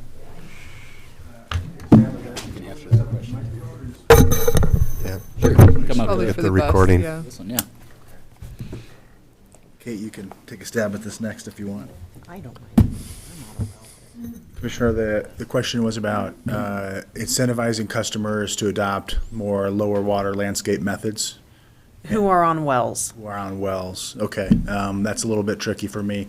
I'll take a stab at it just at the conceptual level and say that, you know, really what you've got to do is you've got to show that it's worth it in the long term. And, you know, there's going to be a general resistance to having somebody adopt a different type of landscape, something that they may not be aware of or may see beauty in. And so there's I think a great deal of education that just goes into making sure that somebody's open to that conversation. Getting them to make the decision to adopt that practice is really a matter of showing what the upfront investment is, you know, showing the dollars and cents, showing them where the payoff is. And the payoff isn't necessarily going to be in dollars and cents. It might be in the time and effort that you spend working in your yard. It might be Retired people who love riding their lawnmowers. I was just going to say, a lot of people don't move to Central Oregon or they like to mow. They like to go do other things. So, but incentivizing somebody regardless of the utility that they get their water from is a challenge. Focus on the data, focus on, what a beautiful landscape can look like. There are a lot of resources from the Oregon State University Extension Service here. The Shoes County branch in particular is pretty active. And so there are a ton of resources out there. And I'd say to that tune, there's also a lot of resources through OSU on that very topic for more rural customers that might be on wells. That'd probably be the extent of my knowledge there. Kate, anything else to add? No. Okay. So, Madam Chair, Yes. if I could add just one tiny comment, there is an expense for those people with the wells of getting the water up from the ground, mainly electrical, although in some cases other methods of energy. But the less water you pump up, the more you're going to save on your electric bill. So that's just a short financial comment. Yes, Matt Cyrus.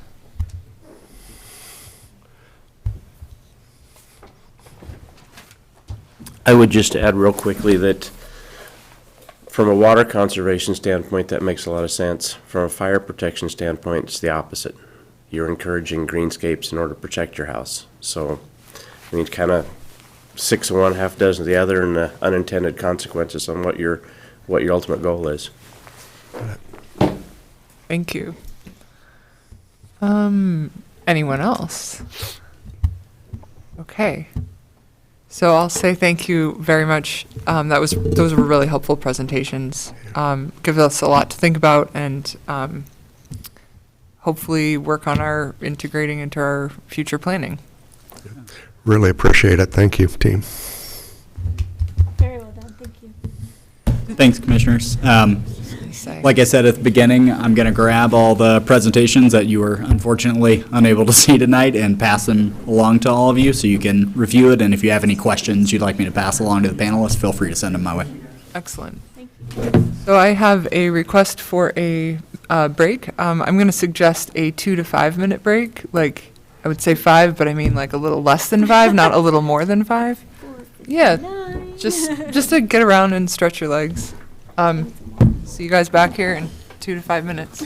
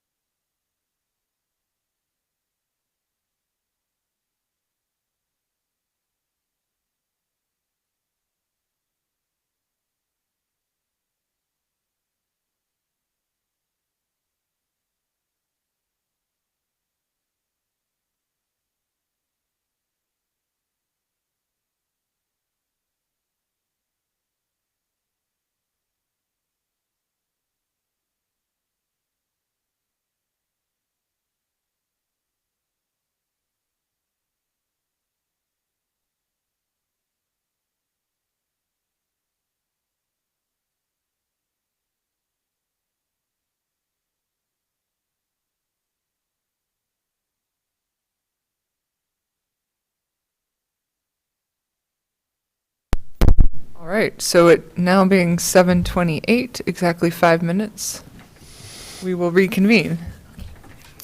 Let's see here. So our next item is going to be the Planning Division Work Plan for the fiscal year deliberations. So for now, I'll turn it over to Peter Gutowski, Director. Great, thank you, Madam Chair, and members of the Planning Commission. Peter Gutowski, Community Development Director.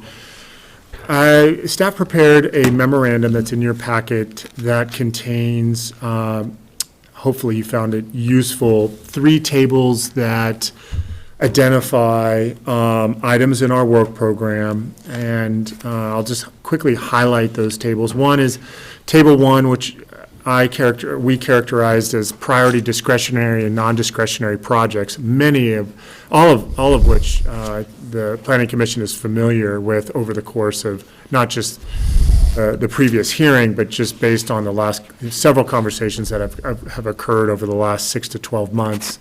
Table 2 reflects our ongoing operational responsibility, coordination duties, and code maintenance that we do in association with the legislative session, whether it's a short or regular session. And then Table 3 just identifies what we're characterizing as low priority text amendments when you compare them to those tasks or projects in Tables 1 and 2. What we were hoping to achieve and to help the Planning Commission's conversations today and deliberation, any recommendations you find if you're in a position to do so this evening, is to begin thinking about how to prioritize projects. And when we wrote this memorandum, I was really thinking about those projects that are listed on page 4 of the memorandum, do we have it? I guess it's page 8 of your overall packet. So to prioritize those projects that are listed above the zoning text amendments. And the reason why we're doing that is staff has been candid and transparent to not only the Planning Commission, but to the Board of County Commissioners of our retention and recruitment challenges. I thought it might be helpful as you go through the higher priority projects, in the event that our resources are tapped out or redirected, which of those projects does this Planning Commission find are the most important? Of course, current planning is listed as number 1. That's just due to the fact that we have statutory responsibilities to issue land use decisions within 150 days. The zoning text amendments, to the extent you're interested in those, we can certainly provide more context. I dare say that, we likely don't have a ton of capacity, even with our existing staff, to do many of those text amendments when you look at those other high priority projects. Several of those projects will span over 12 months. They'll go 18 to 24 months. So hopefully that overview gives you, more comfort or maybe a better sense of kind of what we were expecting. The last thing I wanted is for this commission to feel like, oh my gosh, we have to prioritize approximately 20 tasks listed on Table 4, many text amendments which kind of come across somewhat esoterically. Those text amendments, can ebb and flow. But again, our focus was, what are your high priority projects, again, based on our staff resources and potential limitations. And we're certainly open if you find you want to dive deeper into zoning text amendments, or if you want to elevate text amendments in relation to priority projects, we're happy to provide that context and perspective. So I don't know if Will has any follow-up remarks about the memo and kind of what we're hoping to hear this evening from the Planning Commission. No, I don't have anything to add. I'm certainly available to talk about those zoning text amendments to the extent you have specific questions or any of the other projects as you look to prioritize them. Excellent. So let me give an overview of the process here so that we kind of know what we're getting ourselves into. So first, so generally speaking, this is a reminder to everybody, we have to have a motion on the floor to debate. But in this case with this project, last year was a little bit tricky. And I think it would be really helpful to have some preliminary thoughts or remarks or conversation, to hear from people kind of, how we might think about this, or how are you thinking about it, which hopefully can take the shape of a motion sooner rather than later, so we can actually start arguing about it. Does that make sense to everyone? Do you guys kind of understand, like, it's a little hard for me to be like, okay, somebody come up with a motion. Although if somebody has one that you've thought of and you're ready to make one, that's fine. But if no one has one right away, I think it's fine for us to chat a little bit before somebody makes a motion. Okay. I think that's a good plan, and I'm happy at whatever point to sort of frame a little bit of my thinking process, that then others can share the same, and then that can lead us toward perhaps where we want to go. May I, Yeah. if I may, Madam Chair, just offer one other clarifying remark for the zoning text amendments to the Yes. extent that those come up. This occurred with our recent conversation with the dark skies ordinance, or our lighting ordinance, which many people believe is a dark sky program that could be evolved. All of these many of these items listed in the zoning text amendments imply we're going to go right out and initiate a text amendment. As the Planning Commission experienced, oftentimes it takes time to think about a work program, convening a group of stakeholders, discussing it with the Planning Commission. So I guess the zoning text amendment is an overarching classification of how these topics could ultimately lead to changes to Deschutes County Code. But some of them can be quite complex, and to the extent that they elevate through this process, or just as capacity emerges and we get direction from the Planning Commission or the board at a subsequent date, just a reminder, and just to put it on record, if anyone's listening at home or watching remotely, that sometimes it takes time to convene a diverse group to talk about the relevant issues and determine if there's strong consensus for structural changes to our code, and then that provides the momentum to actually go through a formal amendment process. So I just wanted to put that on the record. So it can be misleading if just taken on face granted. Are you saying that we could like recommend one of these projects on our list, and it wouldn't necessarily mean that we're recommending that the whole county get together and go through the entire process, but it could recommend that it could mean that we're just recommending that maybe the Planning Commission could. I think it's a combination. I think if you find it, if as you get through this process and you're exploring zoning text amendments, I think it's recognizing that there's opportunities to do a text amendment, and that with that specific topic, prior to actually proposing amendments, given the subject matter, it may require engaging the Planning Commission in more detail about the substance. There may be specific stakeholders that warrant convening, like Dark Skies, to understand certain perspectives.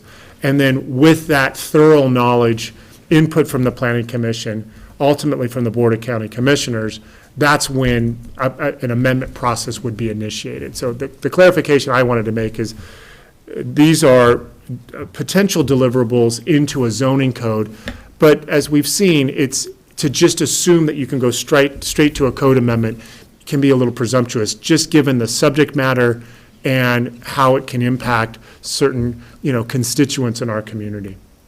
Okay, so maybe as we talk about this, we can be clear, like if somebody wants to put something on the list, like I'll just say like outdoor mass gatherings, to be addressed more thoroughly, it says, we could say whether we're recommending that be undertaken in whole, or if we just want to, as a planning commission, explore that topic more. Like we could add some specificity to the recommendation if that seems important.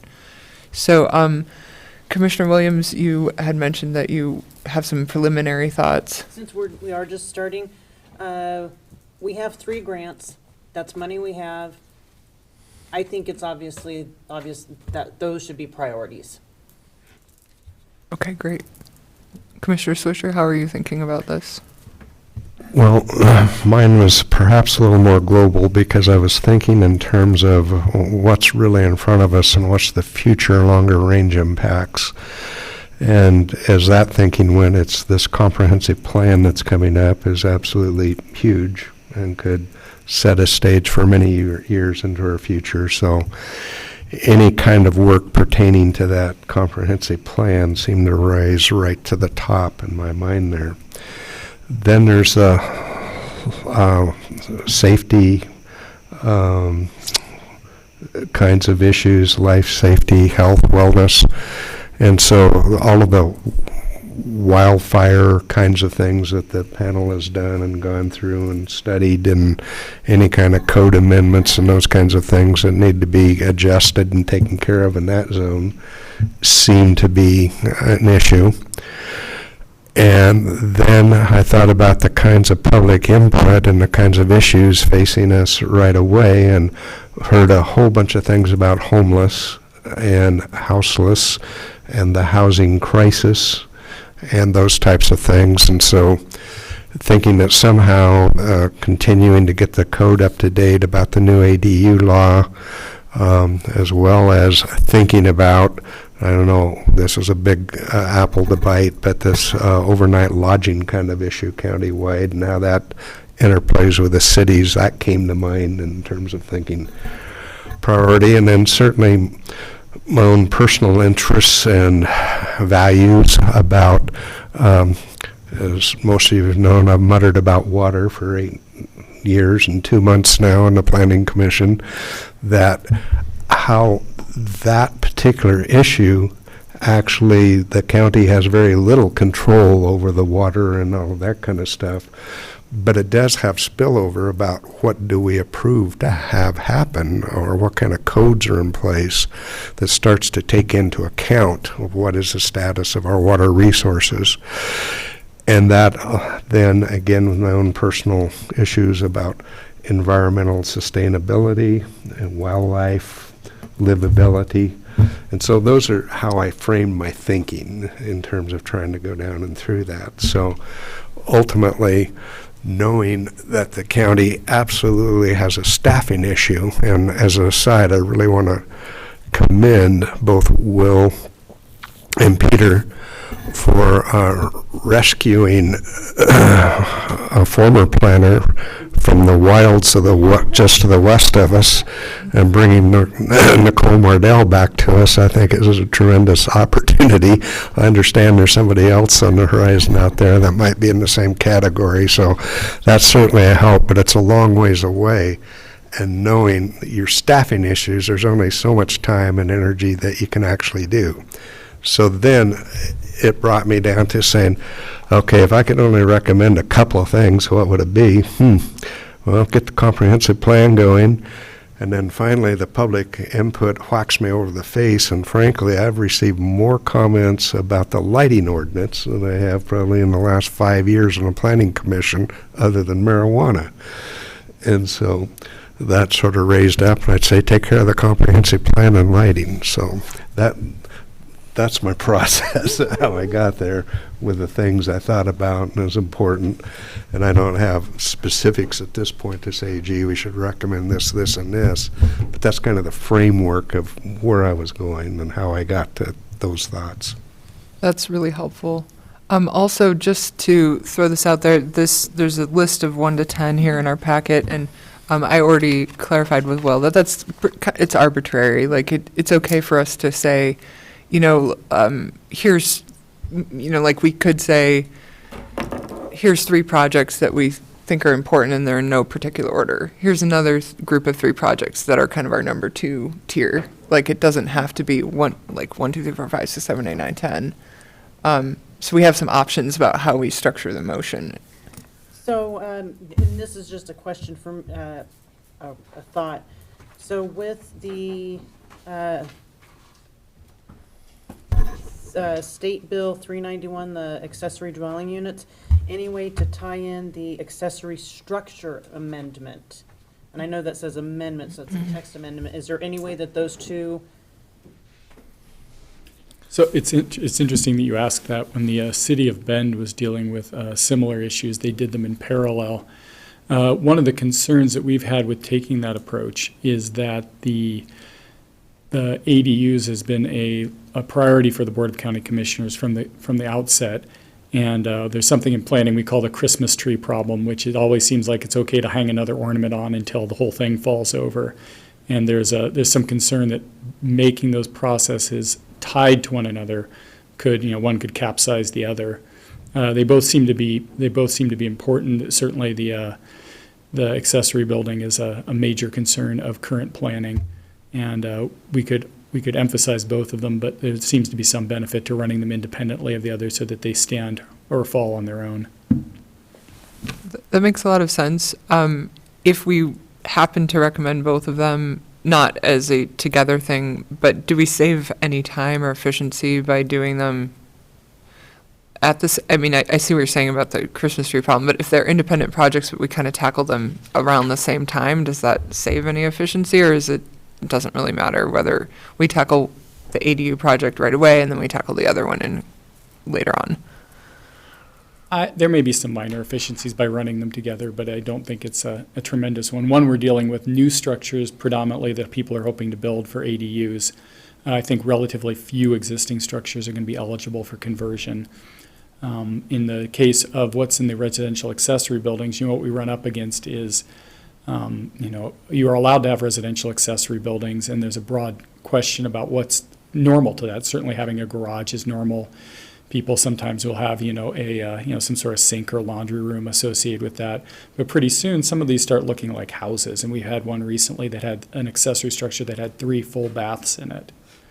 And right now, there's nothing that prohibits that. They sign a waiver that says nobody's living in it, and that's the extent of it. But it results in a lot of frustrating conversations over the counter for the counter planners where there's not a set expectation. And the city of Bend's adopted some relatively straightforward code that, with modification the planning commission and the board might find suitable to give everyone a fair guideline on how to work on this. Okay. Other preliminary thoughts on any of this or questions about the zoning text amendments that you might have? A couple questions. Yeah. Peter, the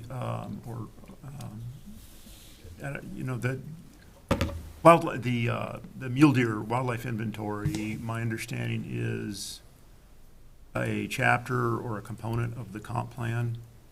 So I guess let me ask it this way: since I'm new here, the comp plan update what would that look like? Is that going to be a chapter by chapter? Is staff going to decide, or the commission decide which parts go first, or is there a standard way to do that? How do you anticipate that comp plan update rolling out? Because I'll just say, off the bat, I agree with Commissioner Swisher that seems like the 800-pound gorilla of the list there. So Yeah, great question. Let me address that question specifically and then give you context for some of these projects, because as noted in Table 1, some of these projects are either initiated or about to just take off. And so we're asking you to prioritize but part of that prioritization is realizing, okay, these projects that the Planning Commission has helped endorse are ready to lift off.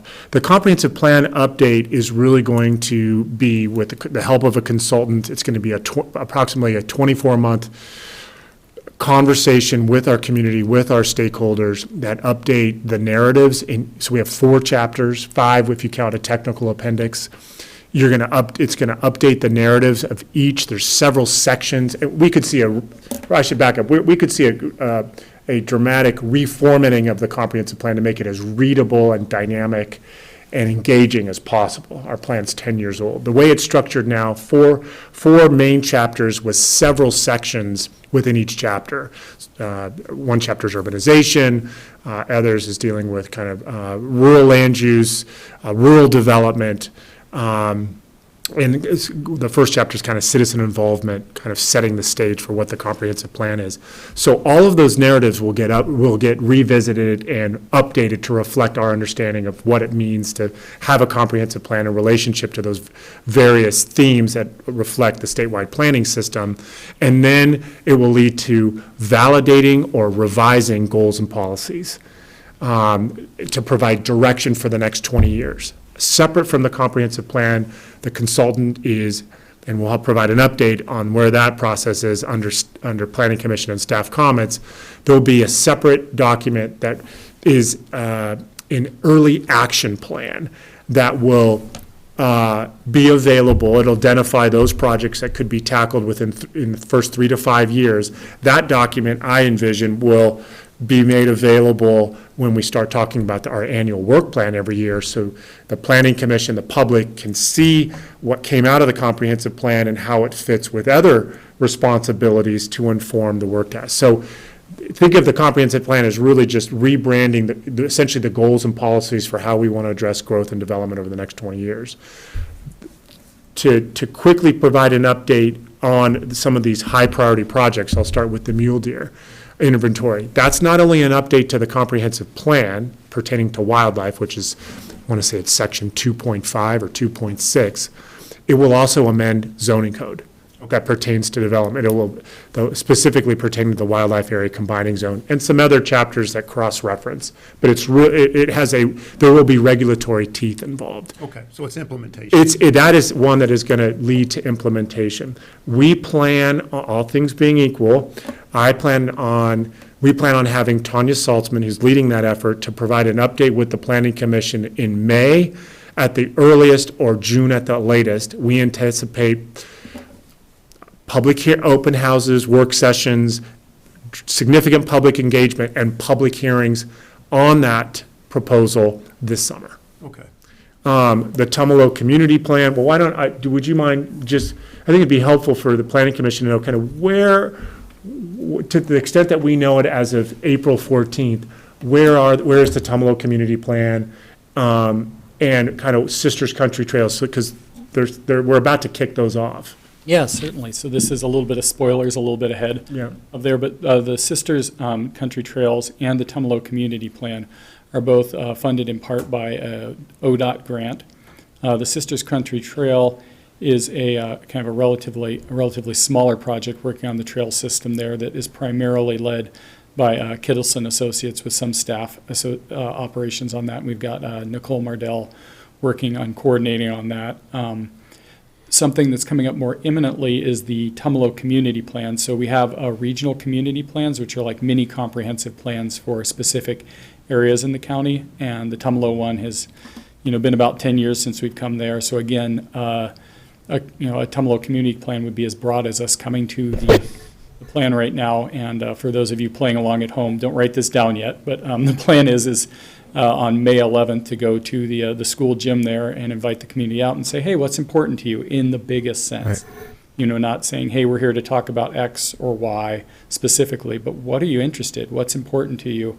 And how should we focus our efforts as we try to update this plan? Where do you want to see your community go in the next 10, 20 years? So the Tumalo Community Plan, we're actually looking to get that kicked off with a web presence, mailers, flyers, engagement with community organizations, ultimately showing up in the gym there some night to ask people questions, do surveys, really reach out to the community, and then over the course of 18-ish months, move forward through a process of hearing what that community would like to do and moving a new plan forward. Now, without going too far into that, you can imagine that there's Tumalo, like so many of our communities, it'll be interesting to see how many people want it to stay the same and how many people want it to change in some way. And that's why you come back out to these communities and ask these questions. And I would just follow that. Oh, I'm sorry, Commissioner Swisher. I was just going to add to Will's comments about the Sisters Trails Plan. The first meeting of the stakeholders, which I'm representing the Planning Commission on currently, has been set at the end of this month, so that's ready to kick off. and I'll continue with that through the end of my term, and then some ex officio, because I'm interested. But then I think Chair Karas has said she'd take over the official duties at that point. But anyway, that meeting is scheduled at the end of this month and ready to go.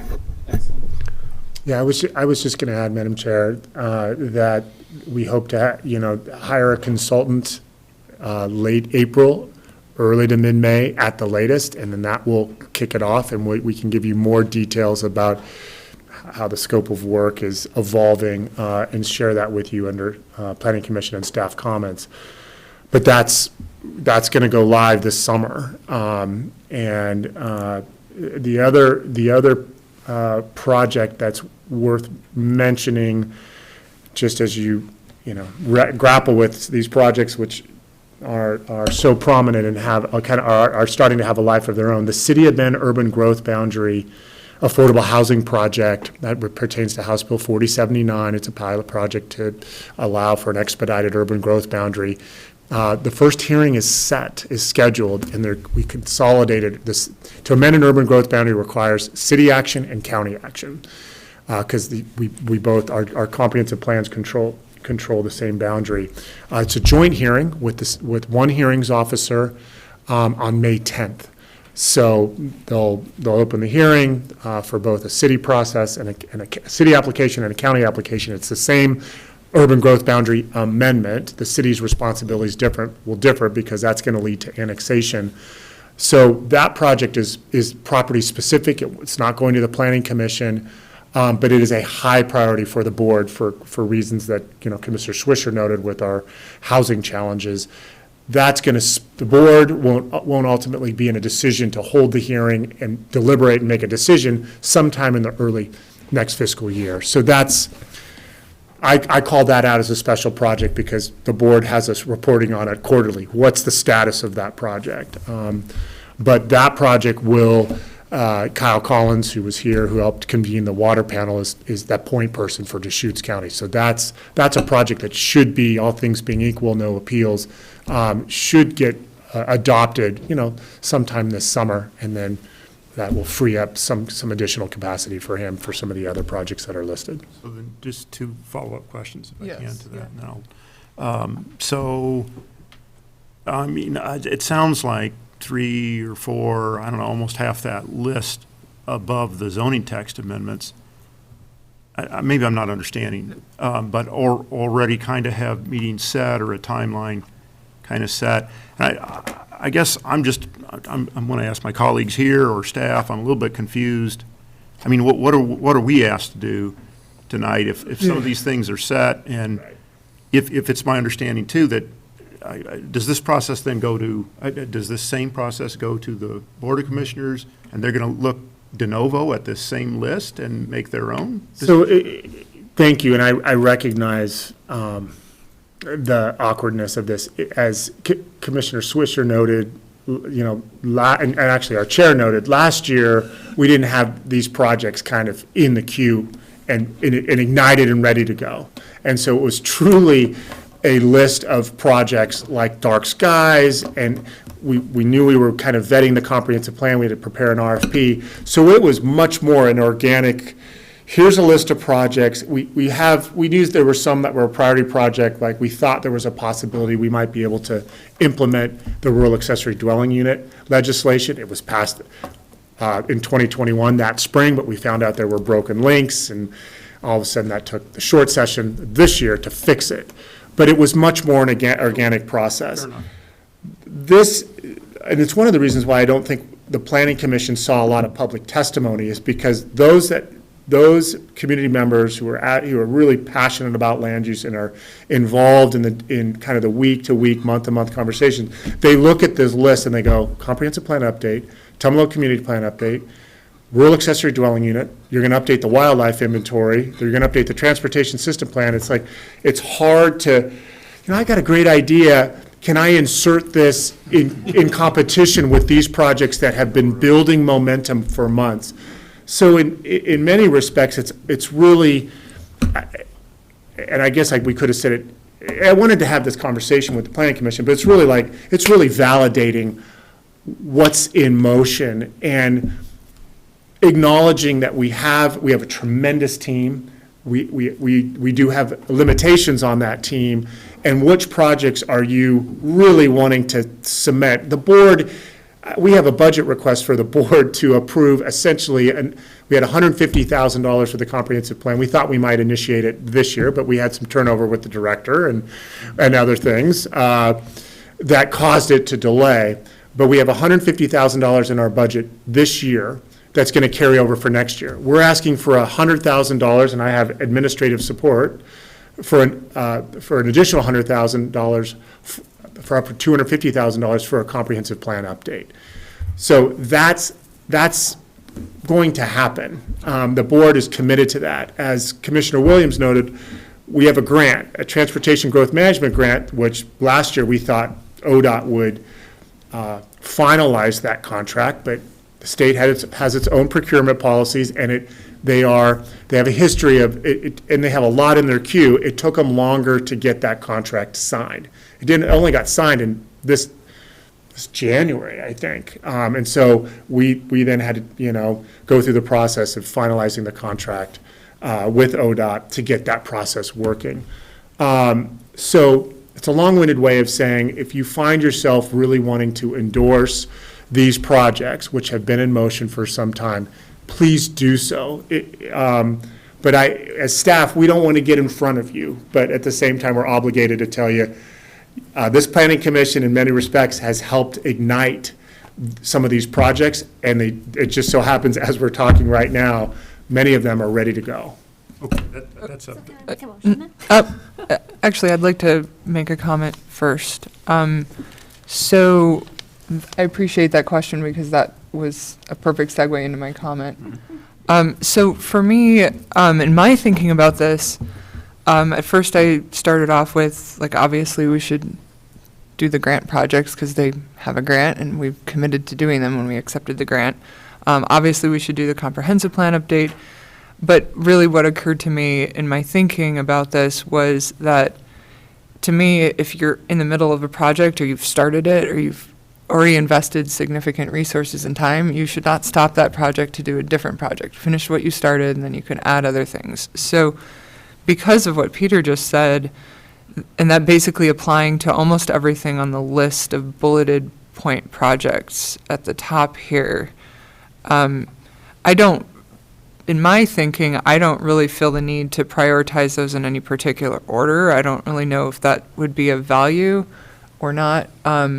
If other people wanted to, that'd be fine with me. But I think it's kind of a moot point in a lot of ways. It's sort of like, I like all these projects. I think they should keep going. They're already sort of started. And then that leaves back to Peter's original question of if for some reason something happened and we weren't able to do any of these projects, is there anything we would prioritize on the text amendment list, the zoning text amendment list, or Could we have an alternate? yeah, or even just kind of a nod, sort of like a, hey, we think this, I'm avoiding emotions, but we think blah, blah, blah, blah, blah, but also these other things are priority to us if for some reason these couldn't happen for some reason.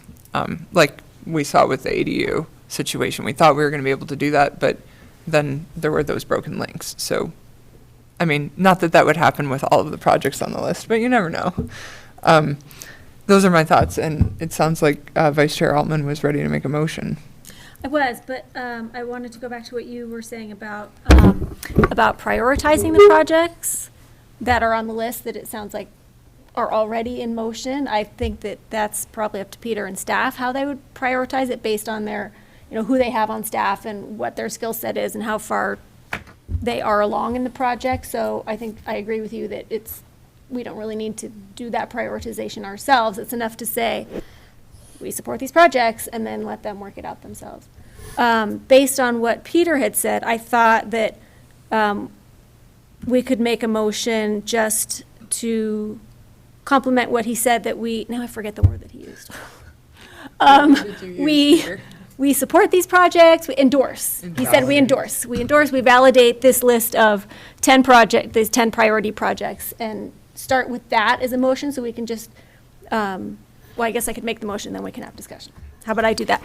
I move that according to Table 1, the priority discretionary and non-discretionary projects, that we endorse that from the Planning Commission and validate that those are things that we would like to continue going forward. I don't know that I said that in a very good way, but. So do you, so the motion is to endorse the projects listed under priority discretion and non-discretionary projects? Correct. Table 1 of tonight's packet, which is on packet page 5. Table 4, rather. I I will, have table 1, priority discretionary and Oh, non-discretionary. sorry, I'm looking at the wrong table. Yep, I see that. I will second that, Madam Chair, and then when we get ready for discussion, I'll have some comments. Okay. So the motion has been moved and seconded to endorse Table 1 in the packet, priority discretion and non-discretionary projects. Let's have some discussion and/or debate on this motion. As the maker of the motion, you get to go first if you would like to say anything in support of the motion. Well, I support it, obviously, I made it. Or not in support, but- No, I just think that, like you were saying, Chair, that we, I don't think it behooves the county to say, we know you're working on these projects, but we think that you should stop and work on something else. I think that we identified these actually last year as being important projects, and they're all being undertaken, and they all have importance in their own right. And so personally, I endorse staff just continuing on with these projects as a first step in tonight's. Okay. Madam Chair? Commissioner Swisher? In doing this, I highly respect Peter and Will's ability to synthesize the information in our discussions as they have done in the past and are very, very good at that. I had an opportunity up front to say, here was my thinking process, and you heard some of the things come out in my mind and priorities. I think if each of us that wanted to would take a minute or two in this discussion and say, you know, here's a couple things that are near and dear to my heart, even if they're on the list or not or something, and just say that. And then at that point, allow Will and Peter to internalize that and synthesize it a little bit so that they can pass along the kind of discussion and feeling tones, so to speak, that we had here at this moment. So that would accompany the information they forward. So that would be my thought of how to maybe augment or punctuate a place or two that you might want to point out. Thank you, that's a really good comment. So we could do that now, or we could have further debate on the motion, and then do that, and then vote. Well, if there's anyone else that wants to debate on the motion, that's great. Yeah. But before we vote on it, Yeah. I think we should take the moment or two for each of us to say what's really important to us. Is there anyone who opposes the motion or wants to amend it? Okay, then, I'm done. well, I was gonna just ask if you feel like, what you said earlier was the comments that you wanted Will and Peter to take note of in order to pass on. Well, I don't know what they Want were, to summarize any? what they were writing or thinking when I was talking, but they were writing and thinking things while I was talking, so I think they probably captured what I've already said, so. My notes say that the comprehensive plan is a multi-year project, something important to keep moving, but you're also interested in wildfire issues, homeless, houseless, and housing crisis issues, water issues, which you recognize they're little county control over, but some codes can take into account, and that you received a lot of comments about lighting, something that was relatively unprecedented in the volume of comments you received. Yeah, and then I would add that under the comp plan update, there was a theme of kind of life safety, wellness, that kind of informed what you just articulated or re-articulated, restated, Will. That was a kind of the theme that brought all these thoughts together. You guys are scary good. It's much, much better than what I was thinking, so. That's some good listening skills. Yeah. Commissioner Hovkamp. Oh, yeah, maybe just a few. I'll try and be really brief. It's getting late, but just going back to the comp plan, because that is such a big project, and it is my sincere hope that we can actually be of help there, substantive help, and that it's not, redundant of efforts, either staff or Board of Commissioners, that we can, we can take some of the work on there. So use us to do some of that work. Please bring it to us in connection with a consultant in chunks that are manageable. If we've got the time to work on that, it's 10 years old, so I imagine taking a couple of years to update it is not, it's not out of the ordinary in terms of it's not an extraordinary ask. I'm excited to dive in there. I'm excited to work with these folks that are a lot more experienced than me. But I'm not that much. I would like I would like to be of use there, and so that one really, as Steve mentioned, I mean that one really rises since it's kind of our my Christmas tree list. The wildlife inventory stuff as a biologist, that's exciting to me. I think that. You won't hear me often use the word crisis because I think it's overused in our current cultural moment. People's crises just happen to be their priorities, really. But in my mind, if there's a population in crisis, it's our mule deer. And they're an umbrella species. So if they're in crisis, that means that the habitat is, and all the other species that occupy the high desert habitat are. And we have good data from ODFW and other sources that the different herds, Metolius and Tumalo herds and other herds in Central Oregon, are in steep decline. So all the inventories that were initially proposed really interested me a lot. The golden bald eagle inventory, the elk inventory, I understand the decision's been made there that we're going to pilot with the mule deer one. So, I mean, personally, that one, it really interests me a lot. And that's the input. That's the input I have. Thanks for the opportunity. So my additional input is that I agree with everything that Commissioner Swisher and Commissioner Hovkamp said. I'm going to say that actually, for me, the outdoor lighting issue is a really big issue. The reason why I say that is because it impacts some of these other issues. So I think we heard very clearly in our panel that outdoor lighting really affects species. And starting with insects, then that kind of is everything. Yeah. So, we're really interested. I really think, like, as I said, we're in the middle of these projects and we should do the projects that we're in the middle of. I'm also very highly in favor of updating wildlife inventories. But I'll just say that I really hope that as we go forward with the comprehensive plan, we can take the outdoor lighting issue very seriously as it relates to all of the land use planning goals. Not all necessarily, but we got recreation, we've got housing it affects, we've got wildlife, we've got how things affect other things that, anyway, just to name a few. So I hope that that will be part of the future. So one thing that I was thinking of that I should have articulated sooner is in my motion to advocate for this current list that we have, in the back of my mind, I was thinking that maybe we would have a second motion where we could say, if there is time, we could pick maybe 2 to 3 zoning text amendments that we think we would like to prioritize, and then maybe do that as a second motion. But if you, Chair, think that we can roll it all into one, we can do that also. Because I agree with you. I think there are a couple things that people really got interested in, and the dark skies is one of them. I see, obviously Thornburg has been going on for a very long time. And Peter brought up last time that the Deschutes County Code, which is listed in here, amend the Deschutes County Code to prevent the siting of future destination resorts. I don't think I've heard a lot about the dark skies ordinance. We got a lot of positive feedback about the wildlife inventory.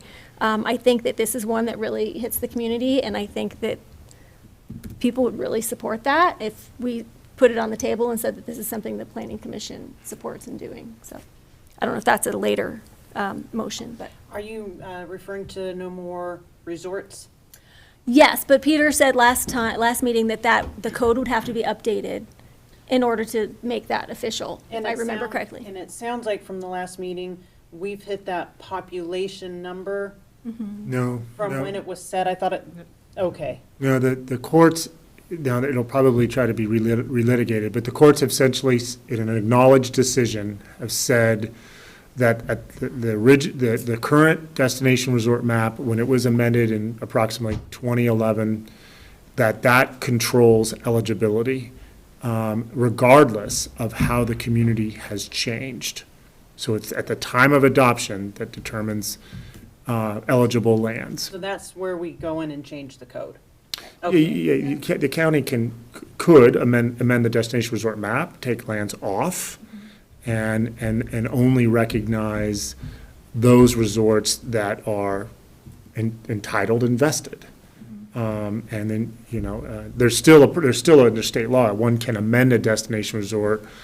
It says no more frequently than once every 30 months. We've only done it once. There's only been interest, but that certainly is a possibility. I will say, like water conversations, this topic related to destination resorts will undoubtedly, because of the interest around Thornburg, will be a prominent conversation. So, that also could build the momentum to the extent that there's just, like you experienced with dark skies, just in our work program.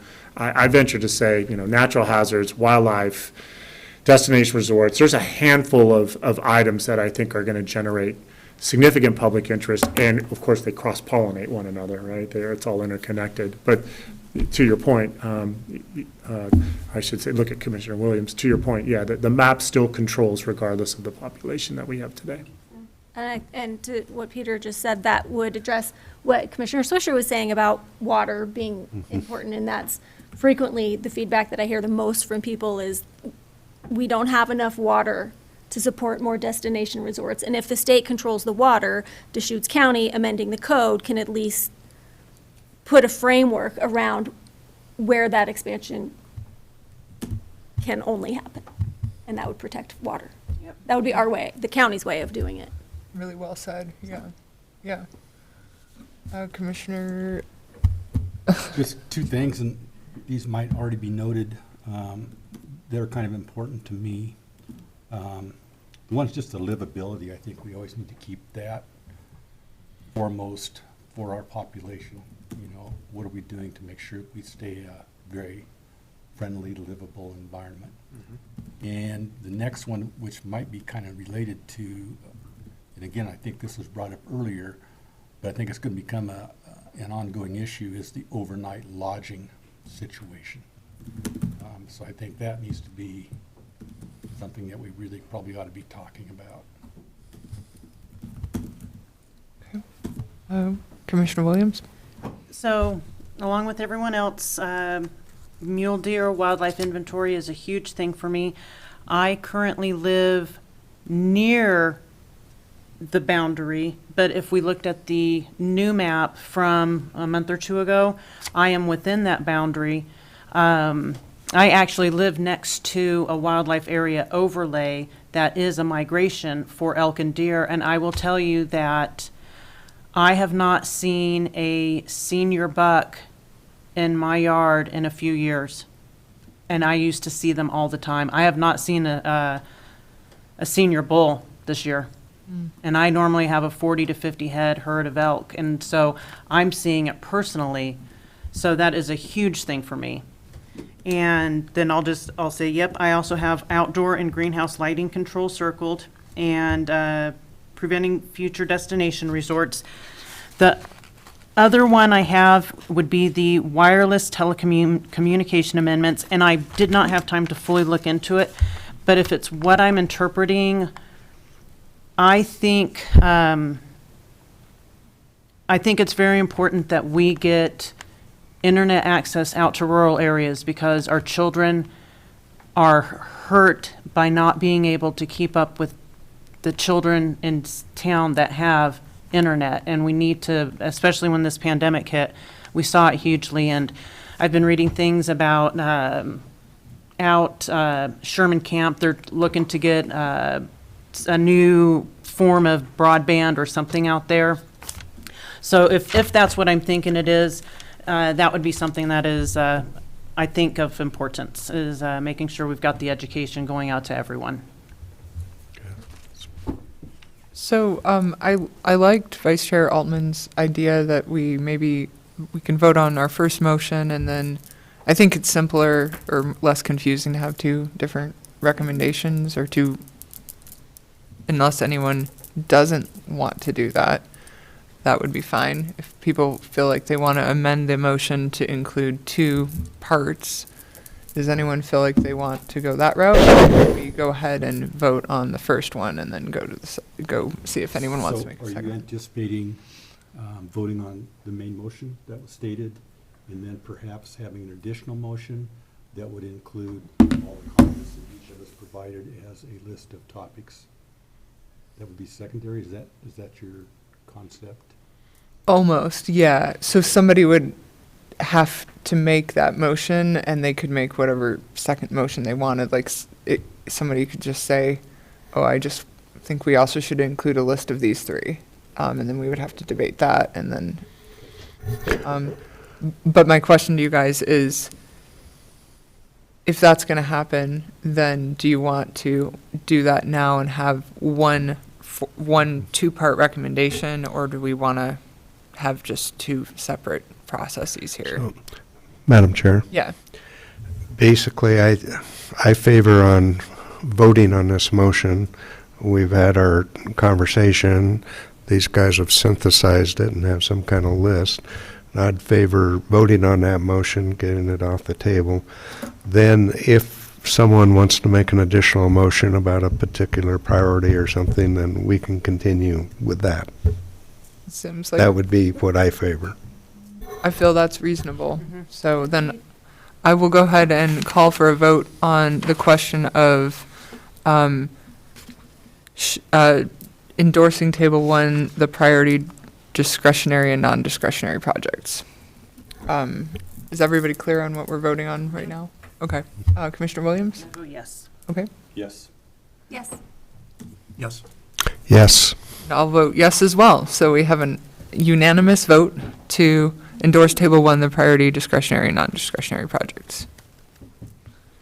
Success. Okay, great. So is there further business on the work plan and making recommendations to the board? Madam Chair, Yes, Commissioner Crawford. I move that staff compile a list of the comments that were made in discussion of the primary motion, and prepare that for submission to a Board of County Commissioners for getting the process started on those concepts. Is there a second to that? I'll second.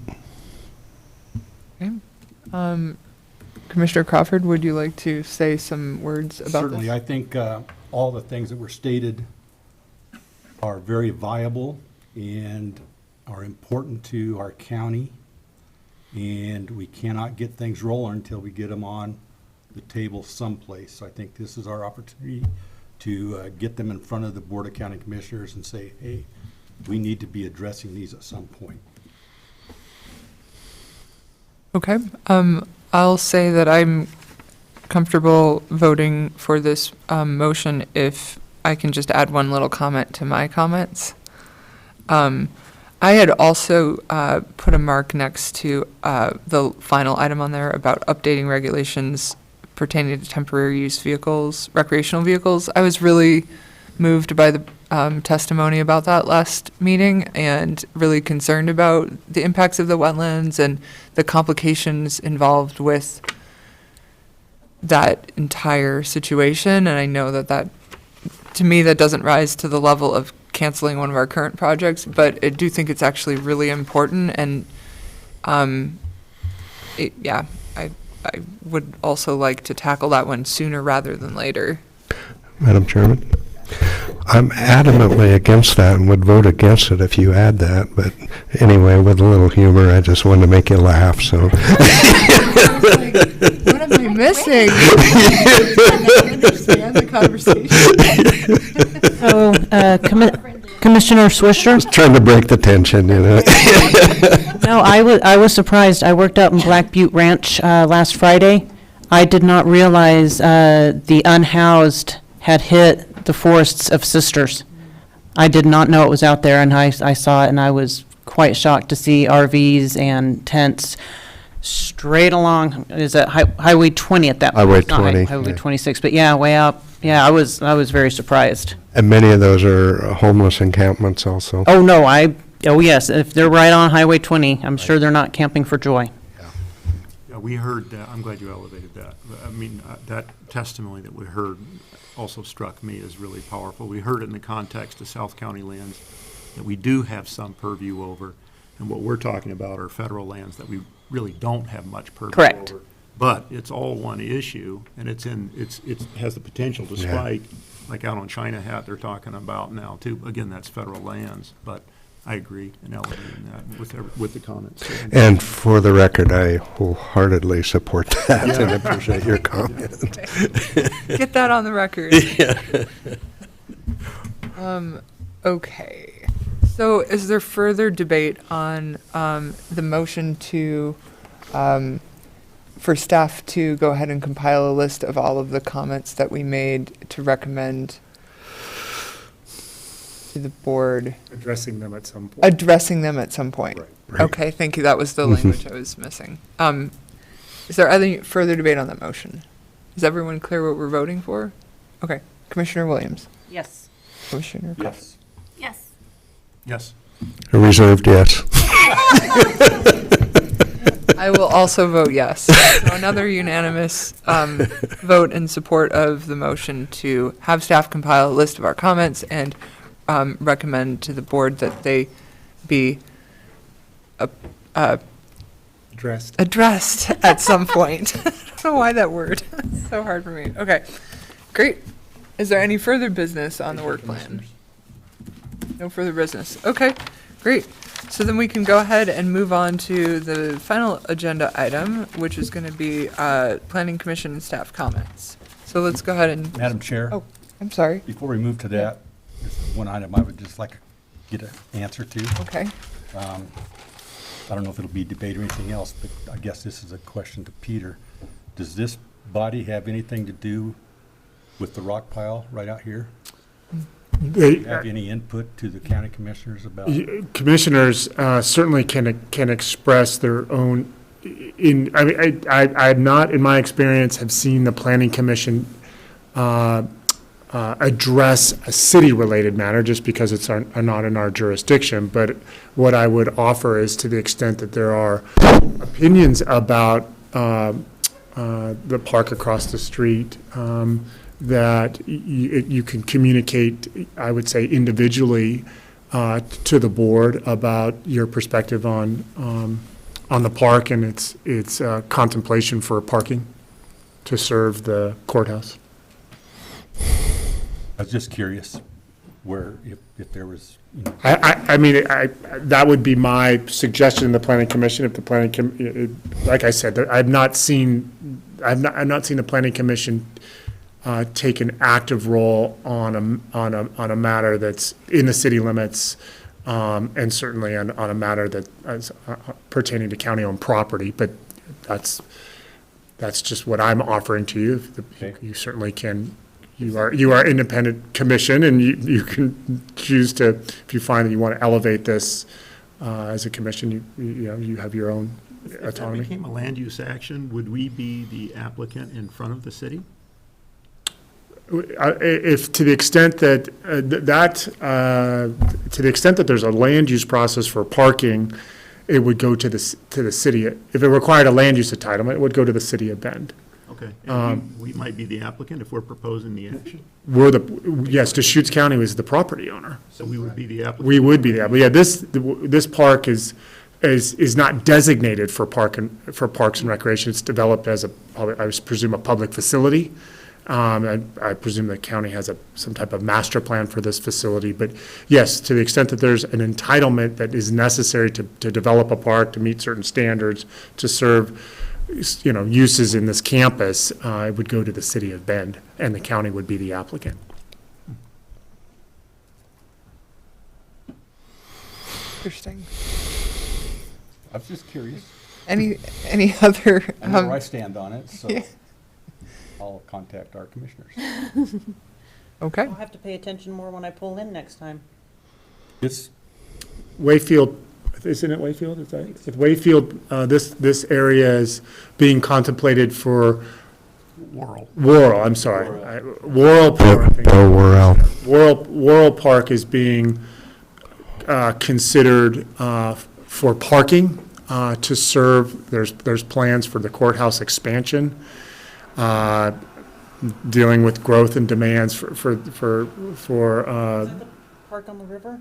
no, it's park right here, just on the other side. Right there. Yeah, so to serve a courthouse expansion, the county was contemplating either a parking facility, which would, just down the street here, or surface parking lot. And as I don't know if the board has made a final decision, but they've acknowledged that that's what's being contemplated. And there's been some significant community engagement about whether that's the wise use of funds and whether it's worthy of protecting this and looking at other options. And this is not a facetious comment, but my understanding, there is some wildlife that's habitat there at that point, and at some point it may need to be carefully inventoried just so the processes, whoever's making the decisions, really understand what's being displaced. Rock chucks. Yeah, there's rock trucks in there. Golden-bellied marmots. Yellow-bellied marmots. Mm-hmm. Well, we could, I'll entertain a motion to, to amend our work plan Save the recommendation. marmot. No, I don't need to. Okay.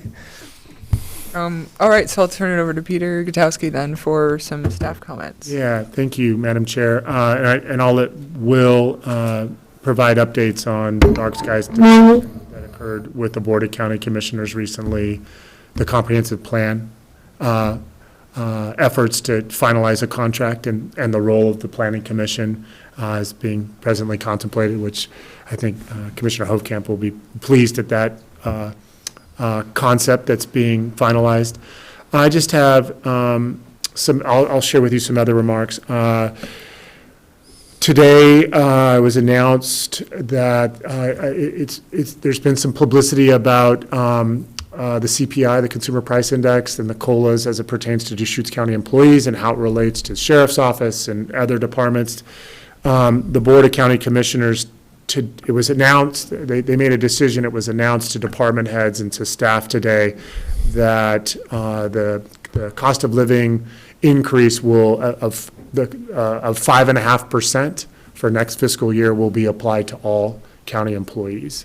And I think in an effort to recognize equity and some of our retention and recruitment challenges. So that news was shared to our department, and I know there were many colleagues who were very appreciative of that gesture. And so it's going to be built into the budget for next fiscal year and part of budget conversations through the Budget Committee. Wanted to share with you, many of you have had the pleasure of interfacing with Adam Smith, our Assistant Legal Counsel. Adam has resigned, and his last day is tomorrow, and is going to be joining the private sector. So we're actively recruiting for a land use attorney. So a huge loss, and he'd been here for 5 years and was a tremendous asset throughout the county organization. So that was some unexpected news that has happened just over the last couple of weeks that I wanted to share with you. I did reach out to Commissioner Swisher as soon as this announcement was made by the Board of County Commissioners in early April. And this is concerning his replacement on the Planning Commission. we received two candidates, and that was shared with the Board of County Commissioners, and knowing all of the activity in Sisters Country that's occurring, Sisters Country Trail, the vision implementation actions that are occurring with various stakeholders, to just the growth in that region, the Board of County Commissioners decided to reopen that recruitment for the entire month of April. And so I called Commissioner Swisher and was like, here's, Pat, here's what just happened. Spread the news to your community and to anybody who you might know is interested in that. But I share it with you to the commission as well. So that recruitment will go until April 29th, and then we'll see what kind of candidates consider applying and get through the recruitment process. One other thing, or two other remarks. I want to let you know that Kyle Collins is going to be participating on what Senate Bill 762, which pertains to wildfire mitigation and the rulemaking. He's going to be participating on a DLCD wildfire stakeholder committee. And as that committee gets underway, and as there's certain thresholds or that are met, or he finds that it's worth providing updates to the Board of County Commissioners, he will be providing updates to this Planning Commission as well. And we've talked about Senate Bill 762, and then at the end of June, we're going to know what the state's going to release. The Department of Forestry is going to release wildfire mapping. It's going to identify the wildland-urban interface, and then certain risk classifications. And if for those jurisdictions that have high to extreme classifications, the legislation in Senate Bill 762 will apply to new development and existing development as it pertains to defensible space. The only other thing I would acknowledge is we don't have anything scheduled for your next meeting on April 28th, so wanted to give you that opportunity to catch your breath, anticipate some significant updates in the month of May. As Will noted, there's going to be a kickoff meeting in the Tumalo community. So if any one of you wants to make sure we don't have a quorum of planning commissioners, but there's going to be opportunities to engage. And if you wanted to be an ambassador, of course, Commissioner Swisher mentioned the Sisters Country Trail. So a lot of updates coming in May. We're going to be into it pretty intently or intimately with the comp plan update, Tumalo Community Plan, the wildlife inventory. I anticipate June having some open houses or to begin that discussion because of the rigor that went into it. So no meeting for April 28th, but expect for the rest of the calendar year some opportunities to engage formally on land use matters that we've been talking about this evening, but also opportunities to be an ambassador and get out in the community. So, Madam Chair, that's all I had. Thank you. Will Groves. Yes. Planning Manager. Chair. So regarding the dark skies, we brought that forward to the Board of County Commissioners, carrying forward your recommendations. They were also interested in that. Commissioner DeBone had operated a telescope in Hawaii, and so had a real interest in astronomy and dark skies. Commissioner Chang had some discussion about maybe something like a watershed council, but for dark skies, where you have kind of a private citizen group that encourages education and outreach, grant seeking, that sort of thing. There was a vigorous discussion there. The board did go forward with the notion that this should be carried into the comprehensive plan. So in practice, what that looks like is that we would let the consultant know that that dark skies were something that had been brought up, there had been some momentum there, and something that we would bring out to the community. And we would specifically reach out to the people from Sisters that we'd heard from before, and see to what extent there was momentum to go to goals and policies in the comprehensive natural resources section to discuss. So they were definitely interested in seeing something there through that process.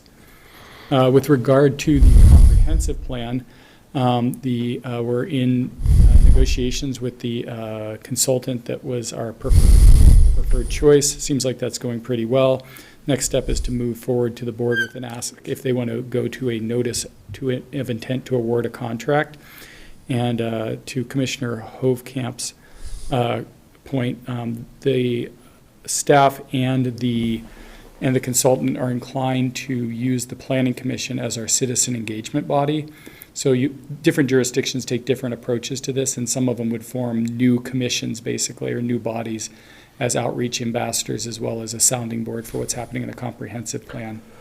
And this consultant and staff, at least as an initial impression, would be interested in using the Planning Commission. So we would be coming to you together with that consultant somewhere 8+ times during the process to say, hey, here's what we heard, here's where things are going, this is where there's interest, what do you think, what are you hearing from your constituents, what's important to you? So we would be looking to use you as that citizen engagement board.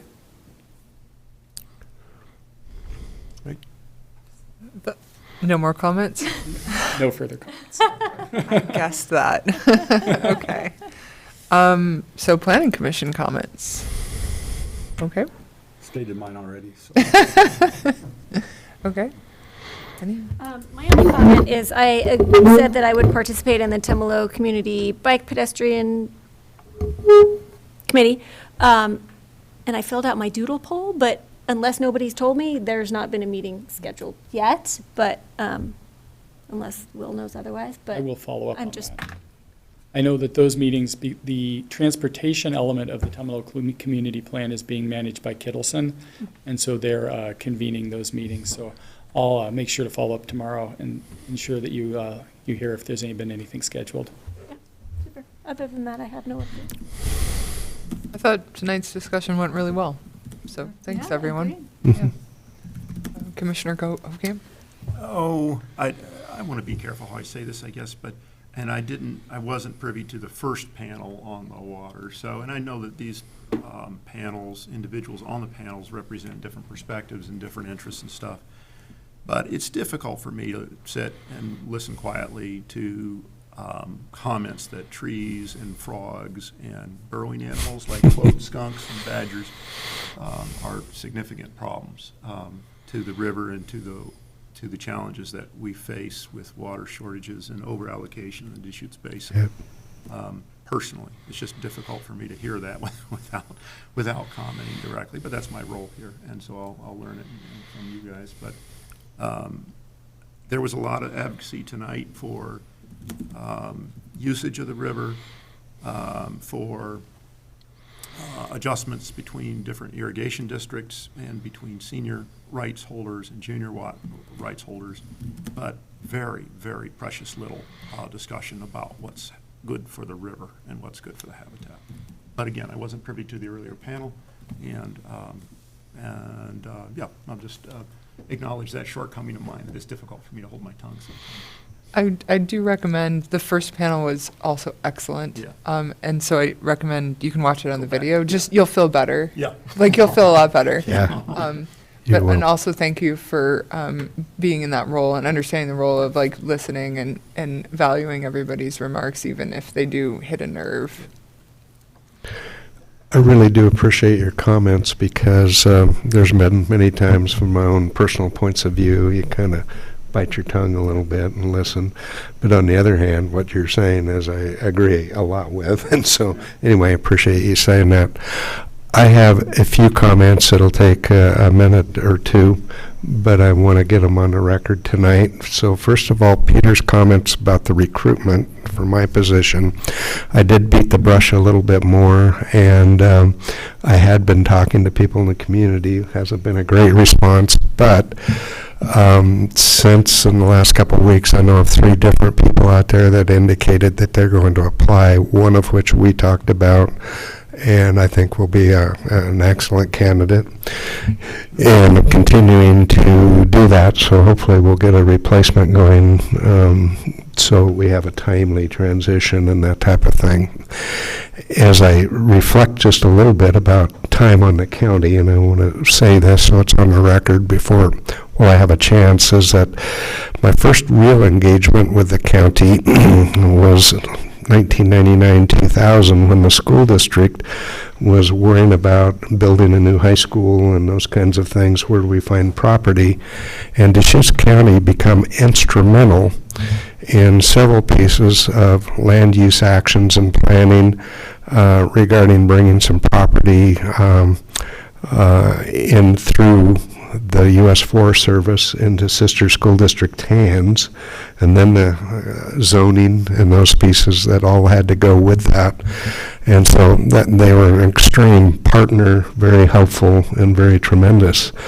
Soon after that, the Safe School Alliance regarding the school shootings and the safety occurred with the sheriff and the district attorney, another county, the health department and mental health and those things. I become an advisory committee member to that particular group, and so started serving in an advisory capacity then went to the Mental Health Advisory Board because they were separated between the health department and the mental health at that time. Served on that board and then moved to the health department advisory committee. And as I become a retired person, then served on the Deschutes County Commission on Children and Families, and served for a term there, and was the strategic planning chair when the state shut down that particular program to help plan where would those services land from the county and the Commission on Children and Families, mainly with the ESD and Early Learning Hub and those things, but significant role with the county at that point. And then finally to the Planning Commission appointment here. And last March was my 8-year mark, but because I took over a person who left a little bit early, I served an extra couple months here, and so my term will be up. And I just want to say what a absolute pleasure, honor, and privilege as a partner, whether it was school district in the county or advisory committees or serving, and especially on the planning commission and the planning commissioners, including this particular commission. It's felt like a very important ability to serve, give back, and I really, really appreciate the opportunity to have done so. So again, I just want to say Deschutes County's in good hands, especially with the staff now and where everything is headed, the Planning Commission, and you got a lot of challenges ahead of you, and keep your eye on the water. Can you remind us when is your last meeting? It will be the last meeting in June, and I believe that's a joint county commission and planning commission meeting, the 23rd of June? 29th of June? The 9th is the joint. Oh, okay, the 9th. Well, it'll be whatever the last meeting in June is, so. Okay. Yeah, like cake. Commissioner Dare has instructed us on many aspects of this meal, so come with a hearty appetite and a little space for dessert. Okay. Great. Any other comments? Okay. So it's now 8:45, so I will officially close the meeting. Great meeting. Adjourn.